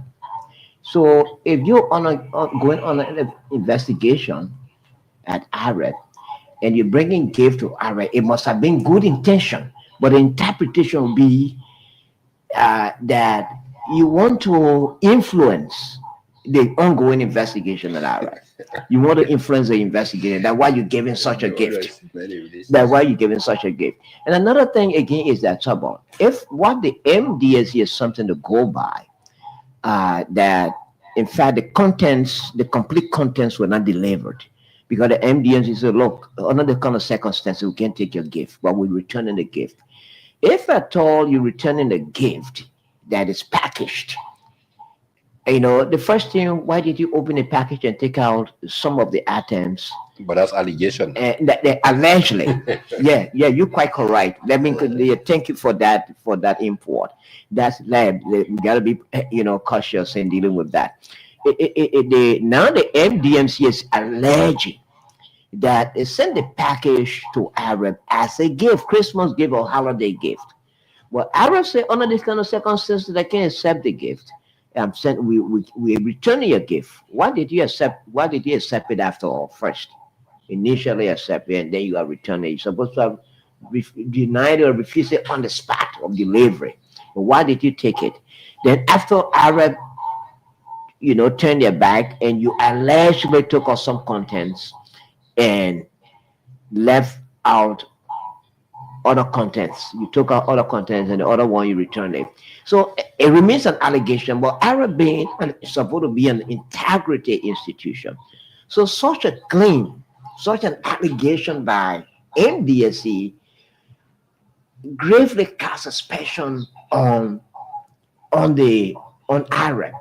The how can an integrity institution of the Arab or asset recovery team steal a $5,000 from an envelope that was sent or allegedly, So it's a serious concern, and we hope that Arab will come up to provide clarity or clarification or deny whatever allegation that the MDMC is making. But it's a great allegation that the Arab has to, promptly, make a clarification, because as an integrity institution, if you let sleeping dog lies, quite frankly, we have a gullible society, and people will run with it, interpret their own way, whether Arab did so or not.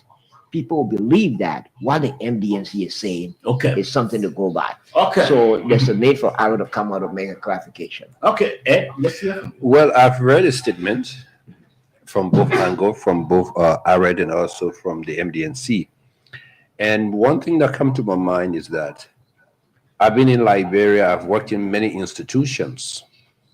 Many times when institutions are giving Christmas gift, they don't take money, they don't put money in envelope. They do these Christmas baskets with few things and, go and give it to people. Maybe that's the new norms, for these guys who are running private entities to put money into the envelope. Because whenever you put money into the envelope to take it to another institutions, they have a different understanding. Rather than you just taking the Christmas basket and giving it to them as a way of trying to identify with them, So basically, from what I'm hearing, my thinking would be it could have been some kind of way trying to set up the guys at Arab, to start to put them on integrity observations to say, well, if you say you are this integrity group, but during the Christmas season, we think we spread $5,000 on you guys here, because I don't know why it was just one envelope, because you have different people, so I put 1,000, 5,000 each of those envelopes. Now, sometimes again, they say that the envelopes, the cards were returned, but the money in the cards was not returned. It's also possible that even the person who's conveying that particular card must have known that there's money there to go and give it to them, and then when they say, no, thank you, we don't want it, the person says, okay, it says I don't want it, I will take it. I will take it. Then that one, give the card back. So there are a lot of things that need to be investigated. What was the motive behind MDNC putting $5,000 in an envelope to carry to Ireland? Because if they are just carrying a Christmas basket, of course, the guys will have said, okay, no, I don't want it. Even for me, many times people have carried Christmas basket to my office. I refuse it. The thing is that I tell them, look, I don't drink, I don't smoke, so you don't have to put liquor into a basket with biscuits and I can, there are those things. But sometimes you need to know the intent behind these things. So for me, it's a whole pregnant, issue that we have to deep dive into. Ed, You know, George. For me, I'm looking at the intent of the gift. I think if I'm to go very bizarre on this thing, I think MDMC had an intent. And that intent, they thought they were by their way to Arab, that is investigating them. It doesn't make sense to me for it to be on a criminal probe, on a criminal investigation by an investigator. Then you take that huge amount of money, you put in Christmas basket, you say send it to the person as a Christmas gift. So he telling me, he said during the Christmas period, that person will not be having anything to do with you. So you just went like that. When last did you give that particular entity gift? What's the history of you giving that particular entity gift? So this is, in my opinion, this is an attempt. It was an attempt by the MDMC to commit a crime. That's attempting to brag, to open the avenue to commit whatever he could do. You know, I think there's a feedback somewhere. yeah. So, in my opinion, the issue of I put 5,000 in the gift basket and initiate is intended to just clear their face because the asset recovery disgrace them. Okay, let's hear from Moses. Moses, let's get your perspective on this. Look, absolutely. In professional environments, I was talking to you. I don't take gifts. I don't give gifts. I don't take gifts. If anyone wants to give a gift, that gift have to be given to my company. And even the cost of the gift cannot exceed $25. You gave that to the company. So there are two wrongs here. You know, the company that gave the gift is in the wrong. The asset recovery team, I would say, is also in the wrong. The onset, when the gift was delivered, that gift had been rejected immediately. Don't take the gift. Whoever brought the gift, tell the person, say thank you. But unfortunately, as an entity, we do not take gifts. Whatever that came from this company is what? Indirect bribery. That's inducement. The company is being investigated. And you go, you present a gift that contains $5,000. That's indirect bribery. Nowhere you go in the world. Maybe back home people do it. But no, people like us, we don't. No one does that. I don't give gifts to my bosses. They don't give me gifts. What it does, it compromises a professional boundary. So let me start. It was absolutely wrong. Okay, thank you, Moses, and thank you, gentlemen. My take on this is that who did receive the gift on behalf of If there was there was a gift, who did receive, and then the person know that the MDMC that brought the gift is under investigation. Are they gonna get signed for at this office? Of course, they should be signed for. There are some forms. Yeah, they're signed for. So then the person know that the MDMC is under investigation. That was why it's under investigation. So who did receive the gift? Slobo, that's why I said there's a lot that needs to be put out there, because these are, when you go into the investigation, these are the things that you need to unearth. What first of all, the gift was even signed for by anybody at the IRAD office, or when they went there, person, no, we don't want to give. The person that brought the gift say, okay, say I don't want it, fine, we're gone, and they probably did not report it back to MDNC. You know, so there are a lot that needs to be looked into. But like Moses rightly said, you know, these things, it has a negative connotation. You cannot be investigating, you cannot be an integrated institution investigating people and you're taking gift from them.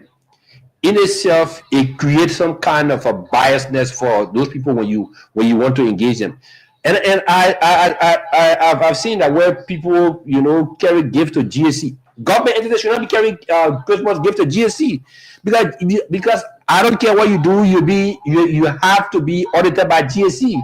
Now, if you go audit now, and then you realize that LPRC gave you a gift in a total of 15,000 because they bought different package or so. Right there, you yourself you have not been conflicted, so it becomes difficult for you to report that because you took the gift. So that's why the Muslim people call it kafu. You already get it in your stomach. So you can do nothing more. You know, so, just to cover it. So what we'll do, Monday, we're hoping that we can get again John Yoboti. We believe at that time he will have understood basically the details. So we'll try to pursue him to get him on this program. But we want to know from the Arab who accepted, who signed for that gift. And if maybe it was a secretary or a security or whoever, didn't that person know that the MDMC is on an investigation? But has Arab made any statement in recent time on this matter? On the investigation, on the issue of the gift. Yeah, and I'll say the statement just came up. Yeah, he read the arrest statement. I read the arrest statement. Yeah. So again, gentlemen, let me thank all of you. It's almost time, but this story is very interesting. I'm going to pursue it. We'll try. In fact, I tried placing call to the Arab boss. Unfortunately, I couldn't get him, but I've got John Yoboti. So hoping that we can get the two of them on Monday to hear from them. If we can come to the studio, we can talk to them on the line. But it's quite necessary to talk about. So finally, let me get your parting comment, Tabet. We're about to close. Yeah, actually, I want to deviate from our topics. Since we're not asked to what's on our mind. I've succeeded in a campaign that I started about 2 days ago. Okay. If you drove through Nipple Street in recent time or walked through Nipple Street in recent time, there was something like mess from the Nipple Junior High School. I think it's a manhole leaking out human feces that polluted the entire community. So I took a picture of it, you know, and they smallly write out about the danger it poses or the risk it poses to the residents and even students. So there was a need that the LWSC intervenes. And to my surprise, today, because I think there was today is the third day of the campaign, and the LWSC acted and solved that problem immediately. So even if they had a plan to have done it, as far as I'm concerned, my campaign succeeded. That's progressive leadership.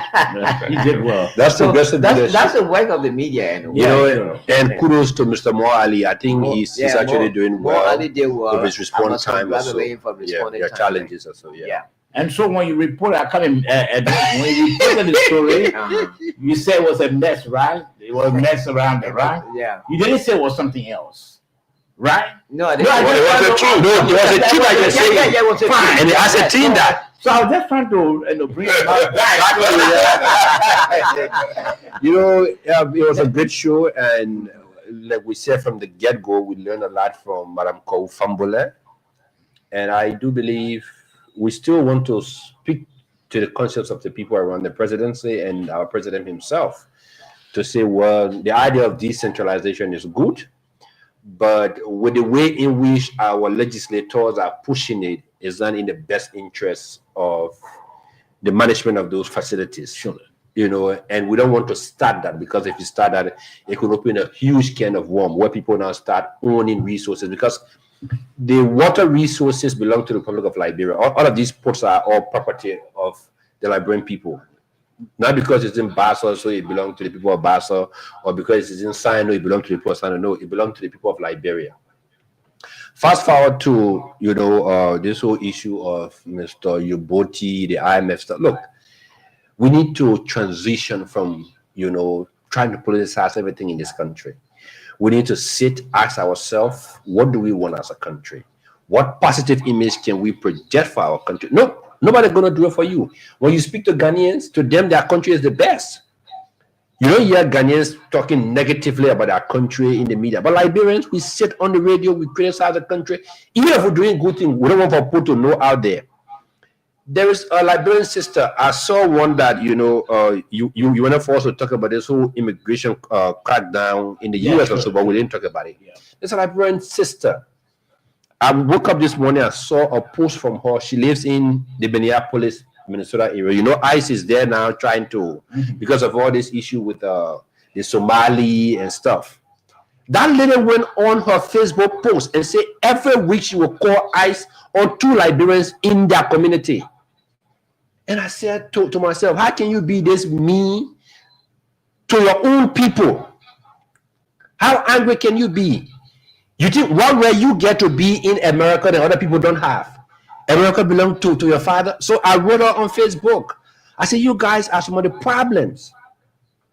If you can't help somebody, do not try to harm them, because it will pay you no good. And these things just come on the internet. You say your thing is staying with you guys. You don't know why Mark Zuckerberg created Facebook. These informations are linked to different servers. People are seeing those things, they're analyzing it. They have Liberians working with it, seeing people who understand the languages. So when you start saying nothing and then people start to figure out, oh boy, if a Liberian in this place is saying that there are a lot of illegal people here, let's start picking them up. They'll start cracking down on Liberian very soon. So these things we have to stop. We need to project good about ourselves and our people. Nobody will do it for you. The Ghanaian will not do it for you. The Nigerians will not do it for you. You have to do it for yourself. Okay. Thank you. Thank you, Ed. Well, thank you, Mr. George. I want to thank Mrs. Fambule for her beautiful presentation tonight. It was very good. Fight forward. There are 2 key issues I wanted to, because you didn't ask us first. 2 grave issues. I think one of them was the beating of the assault on a lady who people said DEA agents who said that she was caught with drugs. Yeah. I understand those 2 agents have been dismissed by the DEA. So that's another one. The other one is more worrying, in fact, about one Bonjala, allegedly with the NSA. Yeah. We are hearing that. I think it's been dismissed by the NSA. He has been dismissed. Yeah. It's a trending story. His photo all on the internet. I'm told he's on the run. He cannot be seen, this and that. So we don't know the way about the child, what is happening, this and that. So I mean, it's grave. And, so that those things I want to talk about. Okay, Moses, let's hear from you quickly. Your parting comment. Moses, kindly unmute. We are not hearing you, Moses. Kindly unmute. The man listening to American radio. He coming to Moses, we are waiting you.